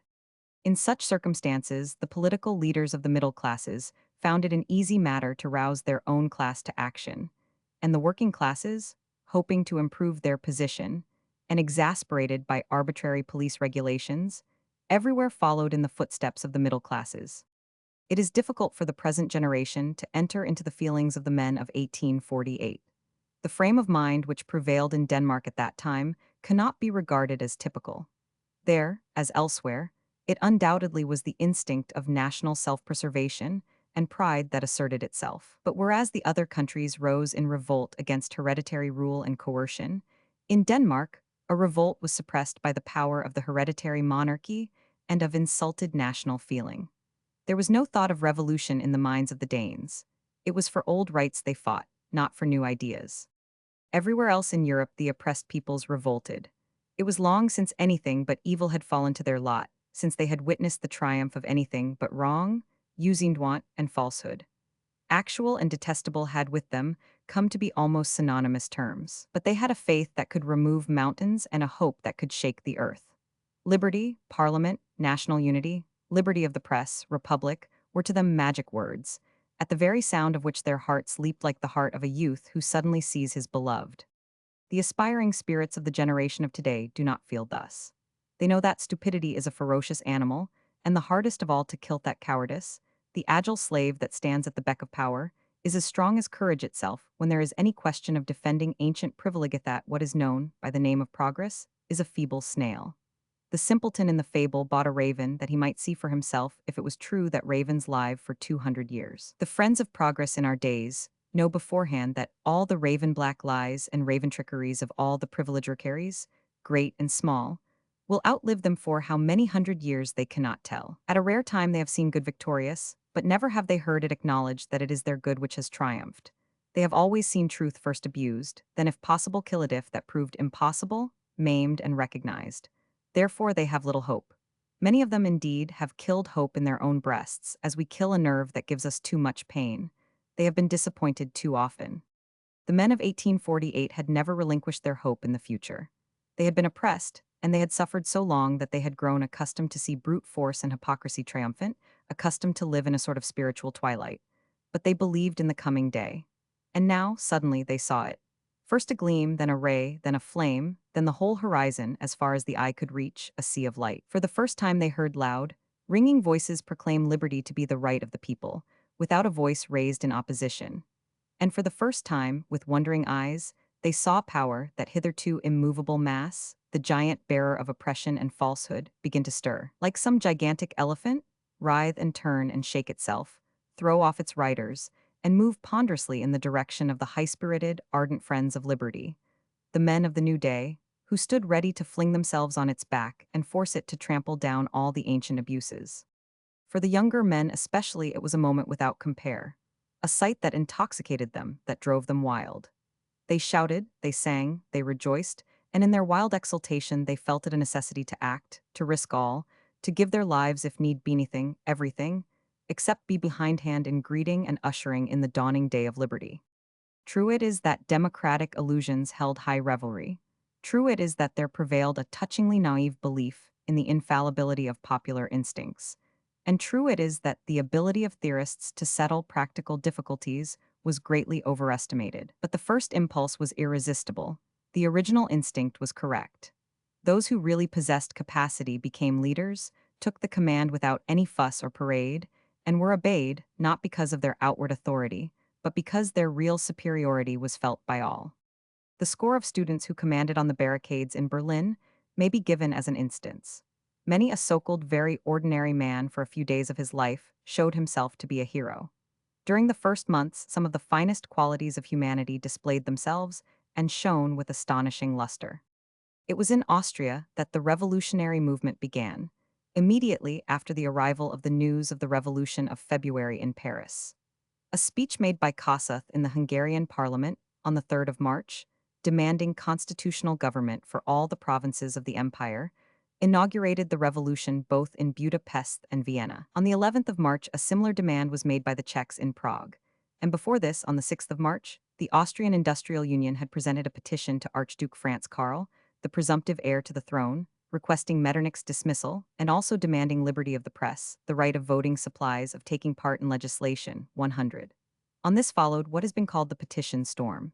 Every day, every hour, new petitions to the emperor poured in. On the 12th of March, the students held a great meeting at the university, the result of which was also a petition to the emperor, demanding liberty of the press, religious liberty, and liberty of instruction. The emperor received the deputation the following day, but gave an undecided answer. In these unforeseen circumstances, the 13th of March, the opening day of the Lower Austrian Convention of the Estates, arrived and found the government unprepared. The populace crowded into the enclosure of the Assembly Hall, where Kossuth's speech was read aloud, amidst excited rejoicings and shouts of hurrah for the Constitution. A party forced their way into the hall and began to smash the furniture and throw it out on to the heads of the soldiers. Even Archduke Albrecht, who was in command, was struck by a block of wood. Then the order was given to fire, and the First Revolution of Vienna broke out. The Italian troops fired, but the Austrians unscrewed their bayonets amidst the joyful shouts of the crowd. At the castle, the gunners, instead of shooting, placed themselves in front of their gunses. We read in one of the poems of the day, Rix das Lied vom braven Kanonier. Vor der Berg in Gluhender Front. Des Blutchen befehls Geortig. Vor der Berg in Gluhender Front. Das Stein die Kanonen fertig. Skan zittern die Thor, sei Brechen skier. Jetst gilts du braver Kanonier. Und du trittst vor die Mundung hin. Als wolltest du fesseln den Werger. Und du rufst mit begeistertem Sinn. Erst mich dan den Wehlosen Burger. Dan schweigt des Kommando, beschämt vor dir. Hab Dank du braver Kanonier. Towards evening, it became clear to Metternich that no concessions would now avail. He who for 40 years had led the policy of Austria hurriedly gave in his resignation and made his escape in disguise in the imperial laundry cart. At 9 o'clock the same evening, the troops were withdrawn from Vienna exactly a week before the same thing happened in Berlin, and citizens and students mounted guard everywhere. the arsenal was opened, and in one day arms were served out to 25,000 men. There was some severe fighting in the outskirts of the town. So fiercely resolute were the populace that, all unarmed, they pressed in upon and disarmed two companies of grenadiers who were defending the entrance to Metternich's villa. Those who resisted were trampled underfoot. That same evening, the abolition of the censorship and liberty of the press were publicly announced. The intimation produced a feeling of intense relief. It was as if a gag had been removed from the mouth of the nation. The newspapers, as a matter of course, instantaneously began to give expression to the popular political ideas. It had hitherto been impossible to treat even in poetic form any subject with a social or political tendency. Austria had resembled a forest where the voices of the birds were silent. Now suddenly pipe and call, whistle and song, were heard from every bush and tree, a mighty and confused chorus. Poems of liberty were published in all the languages of Austria, German and Czech, Slavonian and Croatian, Hungarian, Polish and Italian. So eager were men to make use of their new liberty that a whole bevy of poems, superscribed Ernst's censure-phrase Gedicht first poem printed after the abolition of the censure, appeared simultaneously. The one generally accepted as the first is Frankel's Die Universität. During the night between the 14th and 15th of March, one of the professors, fearing an outbreak of the prisoners, requested the armed students to dispatch a guard to one of the prisons. 20 students were at once sent, under the command of Ludwig August Frankel. Whilst he stood on guard, that young man gave expression to the feelings of the day in the song. Was Kommt Herren mit Kunem Gange? Die Waf blinkt die von Wait. Is not mit Helm Trommelklan. Die Universität. Das Frei Wort des Seigefangen. St. Joseph Arg Verhont Verschmat. Vorkampfen sprengt sen Spangen. Die Universität. In 1890, on his 80th birthday, Frankel published a large volume of able poetry. During his long life, he has been an unusually productive poet and writer of biography. He has been presented with the freedom of Vienna and of 3 other European and Asiatic towns. But this song, of which in course of time at least 100,000 copies were printed, was what founded his reputation. It was not, however, really the first poem printed after the abolition of the censorship, for on the previous night Caselli had written his Song of the Guard National. In the German language alone, there are 3 or 4 poems which lay claim to the same distinction. One of these is the Song of the Vienna Student Brigade, Erwacht, o Bruder. Ein großer Morgen tagt awake, awake, o brothers. A great morning is dawning, and another is Fr. Gerhardt's Die Frei Press, which begins. Die Press frei, die Glocken last Ertunen. Und lautet Jubel überall. Und ruft hinaus zu Deutschlands fernsten Sonnen. Die Press frei, erstürmt der Freiheit Wall. Simultaneously with these poems, which express such an innocent, exuberant delight at being able to speak and write without restraint, there appeared others full of the most childish gratitude to the weak-minded emperor. In them he is the good emperor, our good Ferdinand, 100. 100. People were ready to forget immediately that every single concession had been, not granted, but forcibly extorted, or else they believed naively that this was the way to make their late oppressors forget it. In one of the many songs in praise of the emperor we read, Hal dir mein Kaiser, in all der Lust. Zu der sich den Volk erment hat. Sei dir vor allen ein Heil gebrecht. Den is immer als edel erkannt hat. On the 16th of March, the Hungarian deputation, 150 magnates with Kossuth at their head, rode into Vienna, through the Prater, welcomed with deafening cheers and showers of flowers. That day the number of armed citizens had risen to 60,000. In the afternoon, a herald appeared on the balcony of the castle and read the following proclamation. We, Ferdinand I, by the grace of God, Emperor of Austria and King of Hungary and Bohemia, of Lombardy and Venice, of Dalmatia, Croatia, Slavonia, Galicia, Illyria, 100, have now, in agreement with the wishes of our faithful people, decided to take certain steps. On this introduction follows the announcement of the liberty of the press, the formation of the National Guard, and the convention of an Assembly of Deputies for the purpose of drafting that constitution which we have determined to bestow on our country. Safir sang, Schwertos der Shade, os dem Herzen des Leid. Stimmt en des Leid der Lieder. Jotsend Erten is durch Rei und Glide. Jotsend durch Jubelnd Bruder. Blank y die Waf und Hell y der Stahl. Klinge des Leid von der Guard National.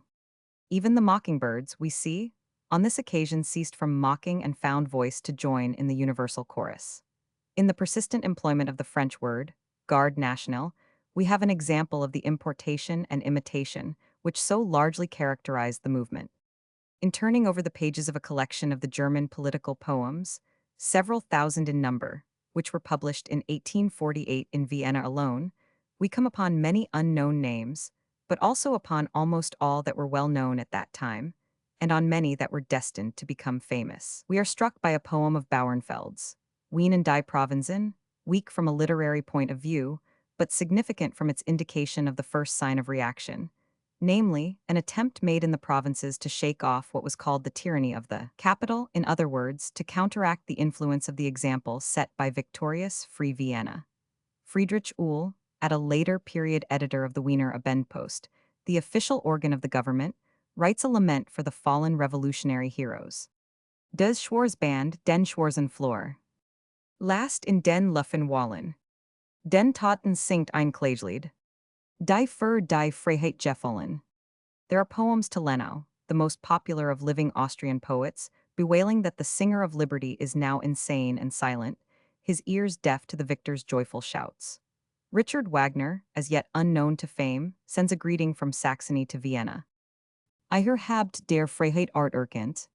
Nicht halb Word sei Juanen. Ist uns ihr kleinst Glide in Twant.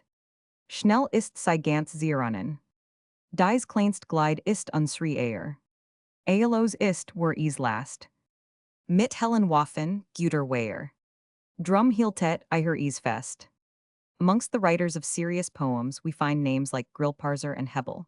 Saphir and Dingelstedt write mock-heroic elegies on the last of the censors, both of them parodies of Schiller's Nadoessisch Todesklage, and there are no end of satiric thrusts at the King of Prussia, who, curiously enough, was considered to have acted heretofore in a more reactionary spirit, and now to be granting concessions more unwillingly than the Austrian emperor.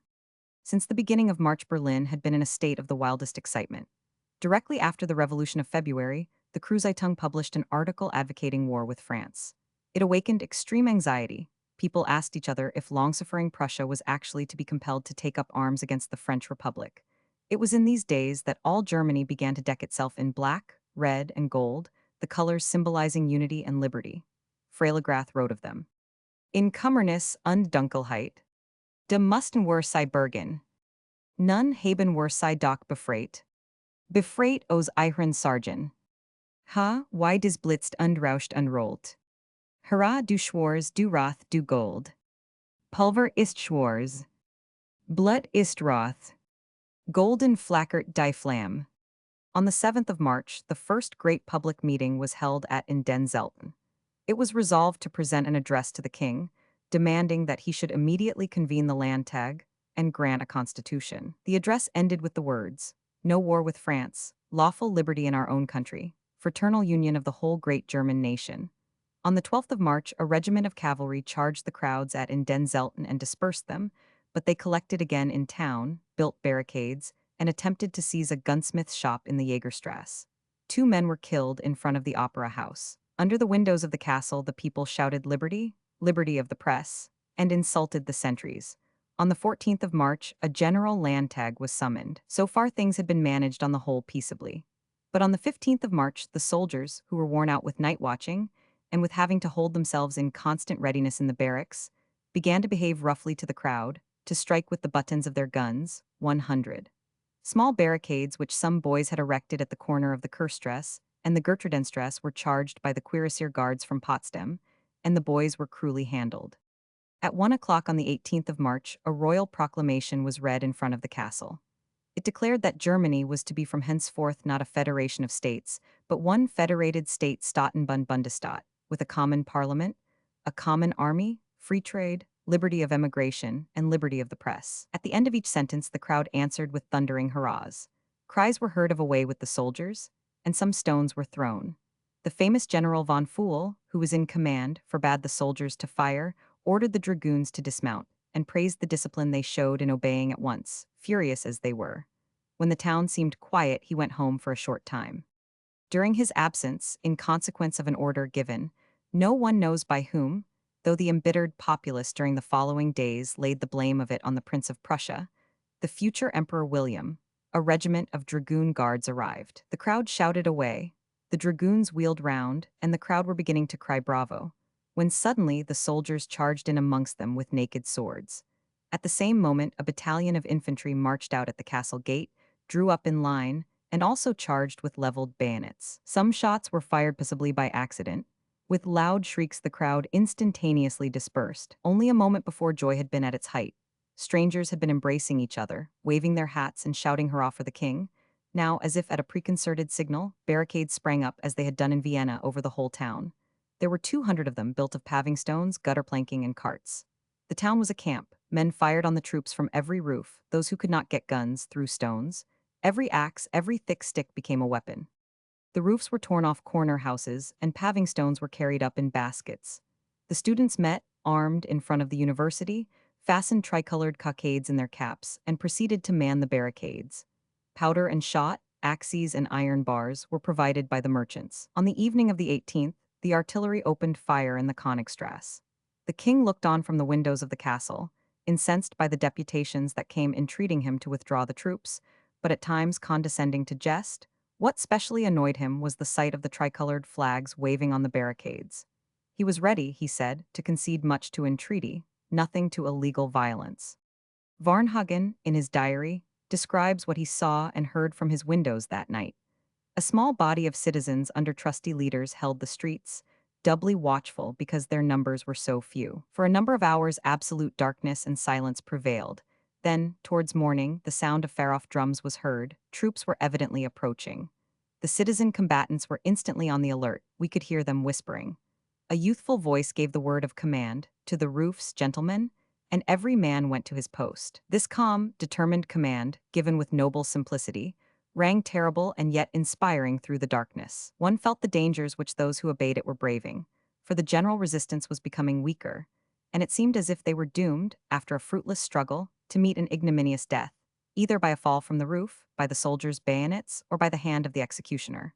Varnhagen concludes, "The heroic courage and determination of these daring youths was most undoubtedly worthy of all admiration." Weighty words, coming from the pen of an old, experienced officer. On the night between the 18th and 19th of March, wherever barricades were being erected or repaired, the windows were illuminated. But the moment troops entered the street, all was darkness. The soldiers hewed and sabred right and left in the houses which they entered, and showed medieval brutality in their treatment of prisoners. Towards morning, the arsenal of the Guard Landwehr Regiment was captured by the insurgents. They found that the locks of the guns had been destroyed, but all the smiths of the quarter set to work and repaired the damage. At last, in the course of the morning, a royal proclamation headed in Mein Leben Berliner was circulated, in which an attempt was made to explain the events of the day before as being the result of an unfortunate misunderstanding. It had been necessary to clear the square in front of the castle with cavalry, ordered to advance at a walking pace, and with sheathed swords. Im Schritt und mit eingesteckter Waffe.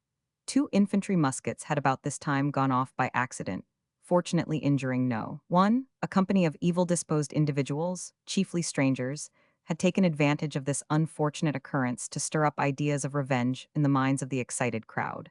The troops had used their weapons, but not until driven to do so by being repeatedly fired at. The king promises that the troops shall be withdrawn from Berlin, and concludes with the hope that both parties will forget what has happened. Meanwhile, the struggle raged on with frightful exasperation on both sides. Entreating with the deputations that waited on him on the morning of the 19th of March, the king attempted to make his promise of withdrawing the troops conditional on the dismantling of the barricades. But in the end, everything was conceded: change of ministry, release of the prisoners taken during the night, and withdrawal of the troops. Amidst the shouts of the rejoicing crowd, to muffled beat of drum and choral music, the soldiers were marched off to Potsdam, feeling that they had sustained a deadly insult at the hands of their royal commander-in-chief. An enormous crowd thronged to the castle, partly consisting of those who hoped by the force of numbers to exercise pressure on their vanquished rulers, partly of curious idlers. All the funeral processions from the streets where there had been fighting also made their way there. The corpses were borne on biers, or, where the numbers were too great, conveyed in open wagons, decorated with flowers, ribbons, and scarves, the corpses too being decked with flowers. Every available space in the neighborhood of the castle was closely packed. The crowd demanded to see the king. With a pale face, he stepped out on the balcony. "Set the prisoners free," shouted the crowd, and he was actually obliged to order the release of all those who were confined in the cellars of the castle. The next proceeding was the carrying of many of the most severely wounded insurrectionists into the castle, where their wounds were dressed. Now the funeral processions began to arrive, a sight by which the crowd was thrown into a state of the wildest agitation. Whilst the corpses were being carried into one of the apartments on the first floor of the castle, one orator after another addressed the people. The speech which met with most approval was one made by Karl Gutzkow, the refrain of which was general arming of the citizens. This the newly appointed ministers, who were moving about among the crowd, vainly attempting to pacify them, were loth to concede, but they were soon compelled to do so, for a scene which occurred at this juncture made it impossible to resist the demands of the people. A new funeral procession arrived for corpses were borne on flower-decked biers through the crowd, their bloody wounds exposed to view for the purpose of rousing the beholders to revenge. The biers were deposited below the king's balcony, and the bearers raised a wild shout of the king. The queen, which found a thousandfold echo among the crowd. Two of the new ministers, Schwerin and Arnhem, tried in vain to gain a hearing. Their voices were drowned in the cry of the king. The queen. When the king and queen actually appeared, on the balcony the people's frenzy knew no bounds. The king to speak, but the bearers held high the biers with their bloody burdens, and the crowd yelled off with your hat. And as each corpse was carried past, the king was obliged to uncover. In Freiligrath's grand poem, Die Toten und die Lebenden, written in the following year, the year of disillusion, we read: Die Kugel mitten durch die Brust, die Stern breit gespalten. So habt ihr uns auf Blutchem Brett hoch in die Luft gehalten. Hoch in die Luft mit wildem Schrei, des unsere Schmerzgeberd. Den der Zutaten uns befall, ein Flutsch auf uig Word. Das Seisetag und Nacht, I am waschen und I am Traum. I am offnen sens bei Belbuts, und I am Champignerscham. Das why ein Brandmal Seisich tief in Sensil brenn. Das ner Gendwo, und nimmer mehr, vor I her fliehen kann. Das Jetter qualversogin Mund, das Jed Roth Wund. Ein Schreck knock, ein Angst knock in seiner letzten Stund. On the 21st of March at noon, the king rode out at the castle gate with a black, red, and gold band on his arm, and himself distributed black, red, and gold favors. He was followed by the royal princes and the ministers, who were in despair at the humiliating proceeding. At his side rode a veterinary surgeon, Urban by name. One of his generals had in vain attempted to dissuade him from taking this step. He answered, Non, non, say decide, nous allons monter a cheval. Presently he drew rein and spoke as follows. I am usurping no man's right when I declare that I believe myself called to be the savior of the unity and liberty of Germany. That unity and liberty, based on a free constitution, I will defend with the aid of German loyalty. At the university he called for the professors and students and said to them, Schreiben sei siches off, mein Herren, write down my words to you, for they are for posterity. I place myself at the head of the German nation. With its unity and liberty, the existence of Prussia is henceforth inseparably bound up. Write that down. At the arsenal, when he was again pouring forth promises, a piercing voice suddenly cried, Do not believe him, he is lying. He has always lied, and he is lying now. Tear me in pieces if you like, but I say he is lying, don't believe him. In Vienna, a few days later, the following poem appeared. Priussisch Missverständnis. I am großen Ungläubigen Altberlin sind, nun die Wunder zu Haus. De Word Geskassen, Gestermt, Gebrant Zweitajon Pause. Bis tausend Legion I am Rothen Sand, den Konig betrupt die Wendnis. Die Flinten Gingen von selber los, des war nur ein Missverständnis. Durches gross, unglaubig Altberlin Jane Wunderbar Witzi. Ein Konig Hult sich in Schwarz Roth Gold, unstelt sich in Deutschland Spitzi. Ein Konig Word ober Demagog mit Deutsch Einheitlicher Sendnis. Doch Deutschland lacht und ruft mit Macht, des ist ein Missverständnis.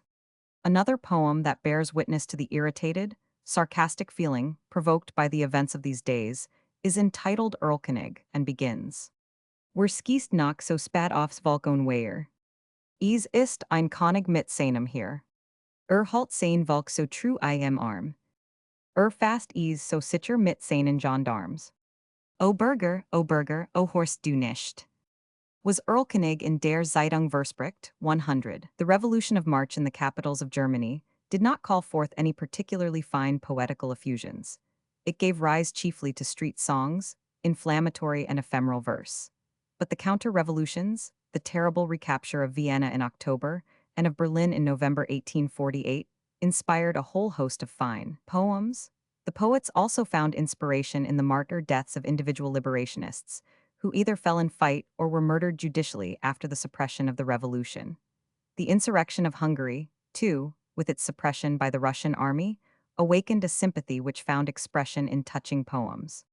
The enthusiastic ecstasy in Vienna was of short duration.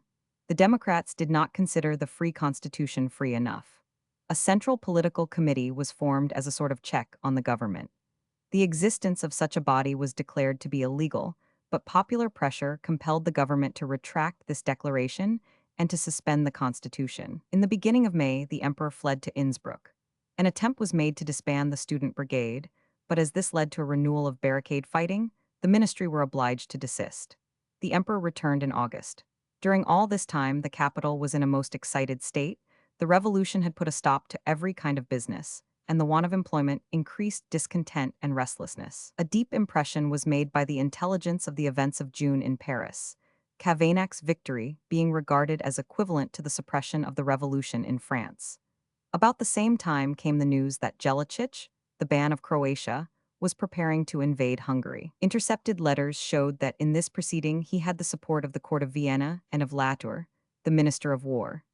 And the consequence was that Count Lamberg, Latour's envoy, was torn to pieces by the mob on his arrival at Pest September 28, and Latour himself, having declared his intention of dispatching troops to Hungary, was killed October 7 by the enraged populace of Vienna. In his poem, Der 7 October, which is a eulogy of the murdered man, Dingelstedt takes the opportunity to dissociate himself from the revolution and all its doings. The emperor now fled from Vienna for the second time. Whilst Radetzky suppressed the insurrection in Lombardy, Windischgratz, who had been appointed commander-in-chief, surrounded the capital with his troops. In a struggle which lasted from the 24th to the 29th of October, the outworks and outlying parts of the town were captured, and the city had already been driven by want of provisions and ammunition to agree to the unconditional capitulation demanded by Windischgratz. When the cry was heard in the streets, "The Hungarians are coming." They had been seen from the tower of St. Stephen's Church. There was great rejoicing. The agreement to surrender was disregarded.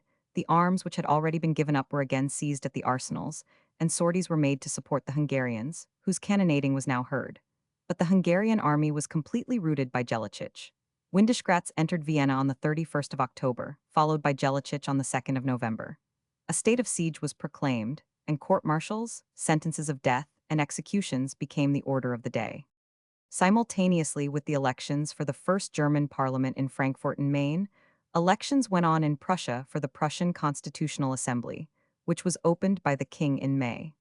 This body numbered few eminent members, the best men having been sent to Frankfurt. Berlin was in an almost anarchic condition.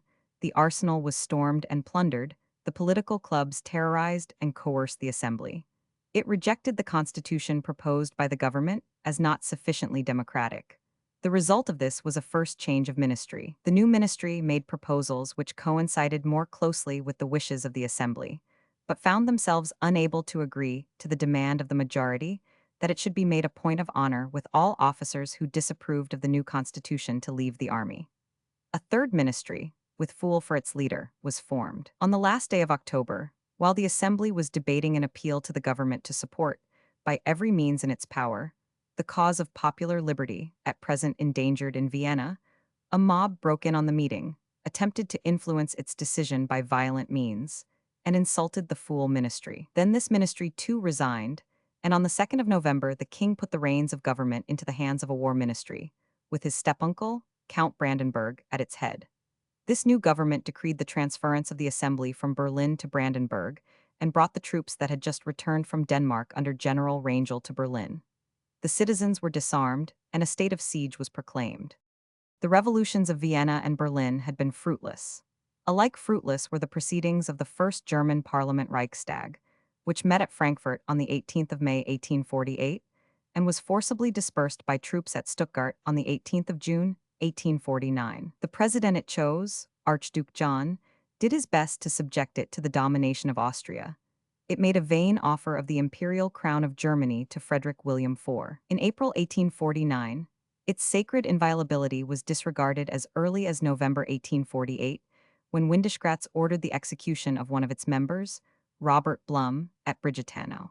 It lost importance as a representative assembly by the gradual desertion of its conservative members.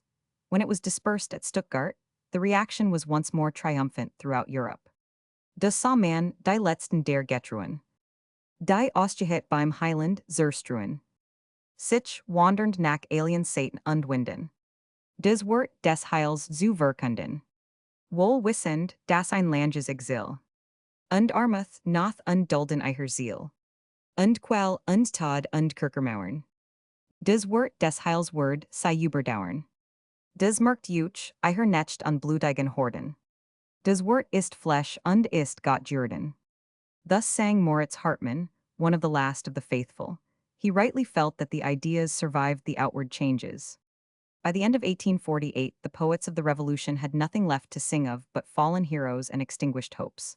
Among these poets, Freiligrath and Hartmann rank highest, and as typical of the elegies written on the fallen heroes, we may take the verses composed by these two authors on Robert Blum, whose firm, gentle character, simplicity, and prudence stamped him in the minds of his contemporaries as the ideal of a popular leader. In his Ream Chronic, Hartmann writes mournfully, So ruh sanft ungut, mein Robert.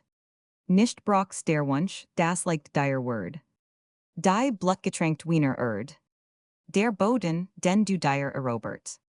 Du bist nicht tot, trotz aller Klage. Des deutschen Volks, trotz aller Lieder. Ein Mythos Jate, der Robert lebt. Der Robert Blum, den sei Erskassen. Und jedes Deutsch hers erbebt. Des Thera Blut ist nicht geflossen. Die Hoffnung ront uns in die Ohren. Entflort die Tricoloren. Noch ist Deutschland nicht verloren. Überall ist der Dabei. Wendet mit den Geisterhanden. Und fängt mit seiner Brust des Blei. Des uns die Fürstenvater senden. Und wandeln muss bis in Traft. Des Deutsch Volk sich dem Verother. Bis entversteht und entpfafft. Den Heiligen Boden seiner Vater. And a week after Blum's death, Freiligrath writes the magnificent verses on the commemoration service in the Cathedral of Cologne, where the mighty organ pealed forth Newcomb's requiem music. Und hut in diesem selben Kalm, zum Wein des Winterwinds. Und zu der Orgelbrassen schalt des Grablid dieses Keins. Nicht sinkt die Überlebend, die Mutter, is dem Sohn. Des gans Schmerzbjegt Kalm sinkt is mit festem Ton. Is spricht du deren Skuz ein Trug, bleib still auf deinem Kammer. Vor deinem Gott, du gras Haupt, Ostrom denen Jammer. Auch ich bin sen Mutter, Weib, ich und noch ein Ho. Ich und die Revolution, die Ho Lichterloh. Bleib du daheim mit deinem Schmerz, waren sen Ehr. Des Robert Requiem singt Kalm, die Revolutionär. Was graved eiher zu den Schwerter nicht, eiher Singer und eiher Bitter. Was wordet eiher Passanen nicht, eiher Ernen Orgeltuben. Den jüngsten Tag in Zoer zu schreien den Henkern und den Buben. Den Henkern, die ein hingestreckt auf der Bridgetano. Auf festen lag de im ersten Morgenthaw. Dan sank hinhin in sein Blutlotlos, hut vorich tagen. Zwei Kugeln haben ihm die Brust, ein des Haupt zerschlagen. It is to Hartmann's Ream Chronic des Pfaffen Mauritius that we must have recourse if we desire to view all the successive events and impressions of 1848 in the mirror of poetry. Many of the details of this poem have become difficult to understand. The reader of today comes upon lists of names, of whose owners he knows little or nothing, men like Bassermann, the parliamentary debater, and Hansemann, the financier, in their day famous members of the Parliament of Frankfurt, now forgotten but from parts of it. Without the assistance of any commentary, he gains a vivid impression of men's feelings, of their exalted frame of mind, in that year of revolution.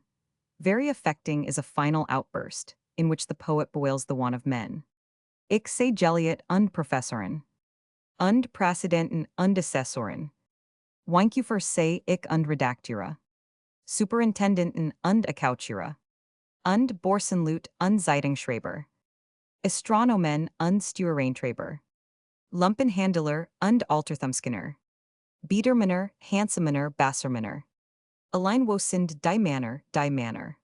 When Hartmann wrote these words, he was living on the shores of the Lake of Geneva, a banished man, and the best men of Germany and Austria who had survived the great discomfiture were either in prison or, like himself, in exile.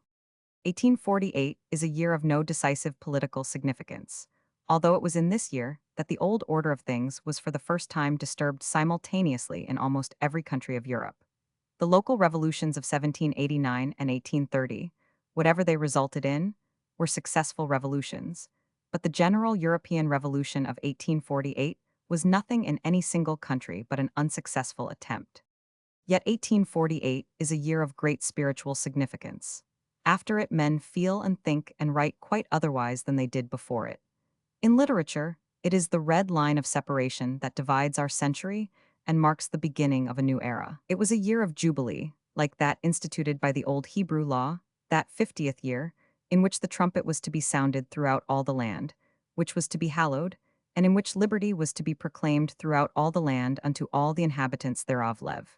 25 c. This year, with its quick heartbeat, its all-subduing youthful ardor, was, like that Bible year of Jubilee, a year of returning into possession, a year of redemption, in which they that had been sold were redeemed again. To this day, we imbibe youthful enthusiasm from its days of March and learn important lessons from its days of November. It is the year of Jubilee, the year of mourning, the boundary year. The sport soon spread to Italy. Scylla and Charybdis, Vesuvius and Etna broke loose, explosion upon explosion, blow upon blow.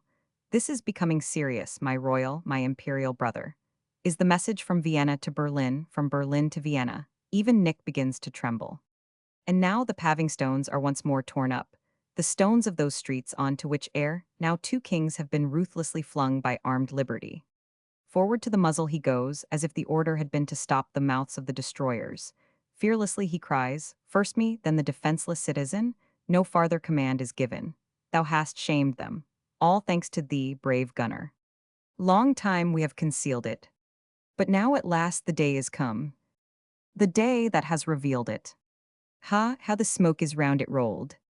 Hurrah, thou black and red and gold. Powder is black. Blood is red. Golden glows the flame. Joins. So bear us onward shoulder high, laid dead upon a blood-stained bier. Yea, shoulder high above the crowd, that on the man that bade us die. Our dreadful death-distorted face may be a bitter curse for eye. That he may see it day and night, or when he wakes or when he sleeps. Or when he opes his holy book, or when with wine high revel keeps. That ever like a scorching brand that sight his secret soul may burn. That he may ne'er escape its curse, nor know to whom for aid to turn.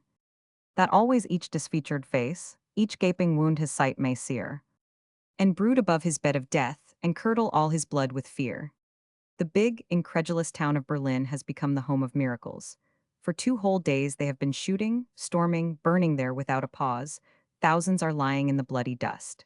The king is distressed by what has occurred. He says, the guns went off of themselves. The whole has been a misunderstanding. In the old, incredulous town of Berlin, strange tricks are being played. A king decks himself in black, red, and gold, and declares himself to be the leader of Germany, the archdemagogue, chosen of heaven to bring about German unity. But Germany only laughs and shouts. This is a misunderstanding. Today, in deepest organ tones, resounds the grave song of this child. 'Tis not the mother bowed in grief, who sings it o'er her fallen son. Nay, all Cologne bewails the death of him whose toil too soon is done. With solemn woe the city speaks, thou who didst bear the noble dead. Remain to weep within thy home, and bow to earth thine aged head. I also am his mother, yea, and yet a mightier one than I and the revolution's self, for whom he laid him down to die. Stay thou within and nurse thy woe, 'tis we will do him honor here. 'Tis we will watch and requiem sing for thy dead son upon his bier. Why grasp ye not your swords in wrath, O ye that sing and ye that pray? Ye organ pipes, to trumpets turn, and fight the scoundrels with your breath. And din into their dastard ears the dreadful news of sudden death. Those scoundrels who the order gave, the cruel murder dared to do. The hero leant him on his knee, in that autumnal morning's dew. Then silent fell upon his face in blood 8 short days ago. 2 bullets smote him on the breast, and laid his head forever low. Joins. XXX. Conclusion. It is a mighty panorama, this, which the study of the feelings and thoughts of Germany, first oppositionist, then revolutionary, between 1815 and 1848, unrolls to our view. We see the spirit of Metternich, a spirit of shallowness, brooding over Austria and the whole of Germany. We follow the new intellectual movement from the time when it first finds expression at the Wartburg Festival in 1817. We see how the assassination of Kotzebue gives occasion to the open persecution of liberalism and introduces a long period of ruthless reaction and oppression, during which Goethe is regarded as the quietest foe of liberty and lauded or denounced as such. And German philosophy under the auspices of Hegel becomes, in a rather questionable manner, conservative. The oppositionist tendency finds occasional expression in the writings of poets like Chamisso, Platon, and Heine, but the general intellectual condition is one of depression, relieved by outbursts of self-ridicule. The state of stagnation is put an end to by the news of the Revolution of July 1830, which electrifies public feeling and gives both poets and prose writers new courage and fresh inspiration. The remembrance of Byron's life and death influences men in the same direction, and the Polish revolt awakens sympathy and enthusiasm in spite of the part that Germany takes in the annihilation of Poland as a nation. Börne becomes the most eminent advocate of liberalism in politics, holds high the banner of liberty and justice, shows a noble example in the matter of strength of character and conviction, but at the same time displays a naive and fanatical optimism, which proves that his is not the temperament required in a statesman. In Heine, the greatest poet of the period, we feel the vibration of its every nerve. In him, modern poetry casts off the swaddling clothes of romanticism. In love, in appreciation of nature, in his political, social, and religious views, in his descriptive, poetic, and satiric style, he is the man of our own day fitter, as we pointed out, than any other to grapple with modern life in its hardness and ugliness, its charm and its restlessness, and its wealth of violent contrasts. About the same time, in a different and yet kindred manner, Immermann, in his best book, marks the transition to a more realistic style of art. The Revolution of July had not only changed the tone of literature, it had also altered the character of the Hegelian philosophy, which from this time onwards is to be regarded as one of the strongest influences in the revolutionizing of men's conception of life. From the doctrines of the master who died such a strong conservative, his pupils draw reformatory or revolutionary inferences and principles. And now, with the echoes of the Revolution of July sounding in their ears, appear a group of young authors. They are influenced by the philosophy of Hegel and the poetry of Goethe, this last interpreted as anti-Christian. Heine and Börne are their masters, Rahel and George Sand their muses. They come to be known by the name of Young Germany. They desire to assimilate literature with life, to subvert existing religious and moral doctrines, to introduce a freer morality in the matter of marriage and divorce, and a new species of pantheistic piety. The impeachment of these men by Menzel in 1835 is the signal for a new series of persecutions directed against all that in that day went by the name of the literature of movement Bewegungsliteratur. Very few of the representatives of the young generation show strength of character when thus put to the test, but both the highly gifted men Gutzkow and those of moderate ability Lob, 100, develop their talents amidst these persecutions, and works are produced which accurately mirror the hopes and struggles of the age, the thoughts and feelings, temptations, mistakes, and victories of the individual. Between the years 1830 and 1840, something has been happening quietly, deep down in men's minds. Goethe's poetry and Goethe's philosophy of life, at first championed exclusively by enthusiastic women, have been steadily gaining influence over the cultivated, making them proof against theological impressions, but receptive to all great human ideas. The cult of Goethe leads by degrees, even in the case of women, to the cult of political liberty and social reform. In 1840, German philosophy begins to develop in the direction of radicalism, and the poets begin openly to advocate the cause of political liberty. The men of this new generation, too, owe their philosophically training to Hegel, but they have metamorphosed his doctrine into an atheistical, anti-monarchical doctrine. They regard the standpoint of young Germany with contempt as being purely belletristic, and busy themselves with the nature of Christianity and the idea of the state. On the throne of Prussia at this juncture sits a king with a curiously complex character and many talents, a typical transition figure, whose personality, especially in its relation to the literature and intellectual life of the day, is of great interest. In the south of Germany, it is Metternich. In the north, it is Frederick William IV, who outwardly regulates the course of events. We see literary and political celebrities being attracted by him, coming into collision with him, and rebounding from him. The invalids of literature, men like Tieck and Schelling, pass their last days under his protection. Herweg and Freiligrath are first attracted and then repelled by him, Jacobi attacks him, Dingelstedt ridicules him. And now we follow the development of political poetry, from its founder Anastasius Grun to Herweg and Dingelstedt, observing what a deep impression such a thinker as Ludwig Feuerbach makes on the intellectual life of his contemporaries. Men like Freiligrath and Prutz, Sallet and Hartmann are the petrels that foretell the storm. In 1848, we hear the song of certain gifted poets high above the roar of the political hurricane, and we also notice that these unexampled occurrences transform men of minor or undeveloped talent into organs of the great movement of the hour. During our study of this fragment of literary history, we have passed in review a whole gallery of remarkable figures, devoting careful attention to the most important or most typical. We saw how Napoleon's great personality, in its legendary form, exercised almost as powerful an influence on men's minds as Byron's. Of the great intellectual forces of the 18th century, Goethe, Jean-Paul, Heinz, and Hegel are those by which our period is most perceptibly influenced. Some of the Romanticists' influence as teachers and masters Wilhelm Schlegel, Brentano, Chamisso, others as antagonists Tieck. Börne and Heine, geniuses of most dissimilar types, by virtue of that polemical quality which was an essential characteristic of both, influenced the whole period. What a wealth of remarkable, original characters. Glance at our gallery of women Rahel and Bettina, the friends of Goethe, Born's friends, Henrietta Hers and Jeanette Wohl, Heinz La Mauch, Immermann's Elissa, and Princess Puckler and Charlotte Stieglitz gifted women and devoted wives. Or let your eyes wander over our collection of male portraits authors and men of the world, like Varnhagen and Puckler. Stiff, stately figures like Platt and Immermann, others that are all life and fire like Börne and Heine, manly eccentrics like Jacobi, kingly figures like Feuerbach, grimacing fanatics like Menzel, independent poets great and small like Ruckert, Hebel, Ludwig, and Scherenberg, agitators like Wienbarg and Gutzkow, men of pliant talent like Laub and Munt, weak desponders like Stieglitz, bold singers of liberty like Hoffmann and Freiligrath, immature characters like Herweg, problematic characters like Dingelstedt and Meissner, brave men like Sallet, Hartmann, and Prutz. Even when their productions are not of the highest quality, we study the men themselves with interest. And yet what is presented in this volume can only be fully understood by those who read it in its connection with the earlier volumes of the work of which it forms a part, who regard it in the light of the last act of a great historic drama. The plan of the work is indicated in the introduction to the first volume, and is strictly adhered to throughout all six.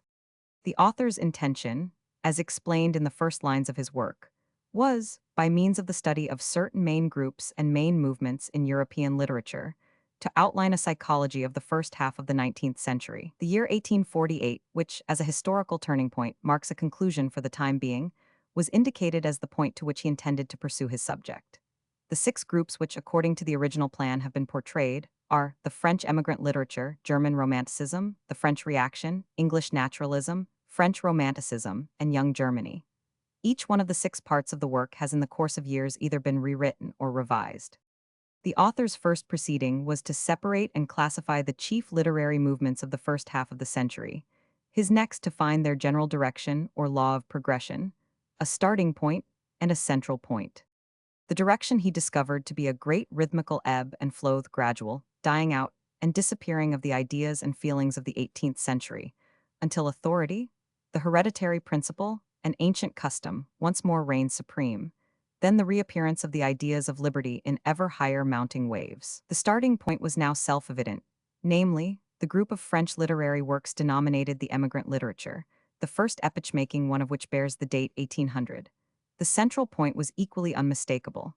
From the literary point of view, it was Byron's death, from the political, that Greek war of liberation in which he fell. This double event is epoch-making in the intellectual life and the literature of the continent. The concluding point was also clearly indicated, namely, the European Revolution of 1848. Byron's death forming the central point of the work, the school of English literature to which he belongs, became as it were the hinge on which it turned. The main outlines now stood out clearly. The incipient reaction in the case of the emigrants, held in check by the revolutionary ideas still in vogue, the growth of the reaction in the Germany of the Romanticists, its culmination and triumph during the first year of the Restoration in France, the turn of the tide, discernible in what is denominated English naturalism, the change which takes place in all the great writers of France shortly before the Revolution of July, a change which results in the formation of the French Romantic school, and, lastly, The development in German literature, which issues in the events of March 1848. It is self-evident that the standpoint here adopted is a personal one.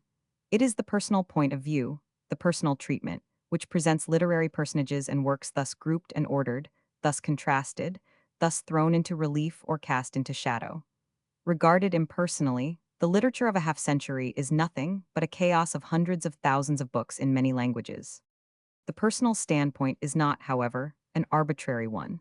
It has been the author's aim to do justice, as far as in him lay, to every single person and phenomenon he has described. No attempt has been made to fit any of them into larger or smaller places than they actually occupied. It is no whim or preconceived intention of the author that has given the work its shape. The power which has grouped, contrasted, thrown into relief or suppressed, lengthened or shortened, placed in full light, in half light, or in shadow, is none other than that never entirely conscious power to which we usually give the name of art.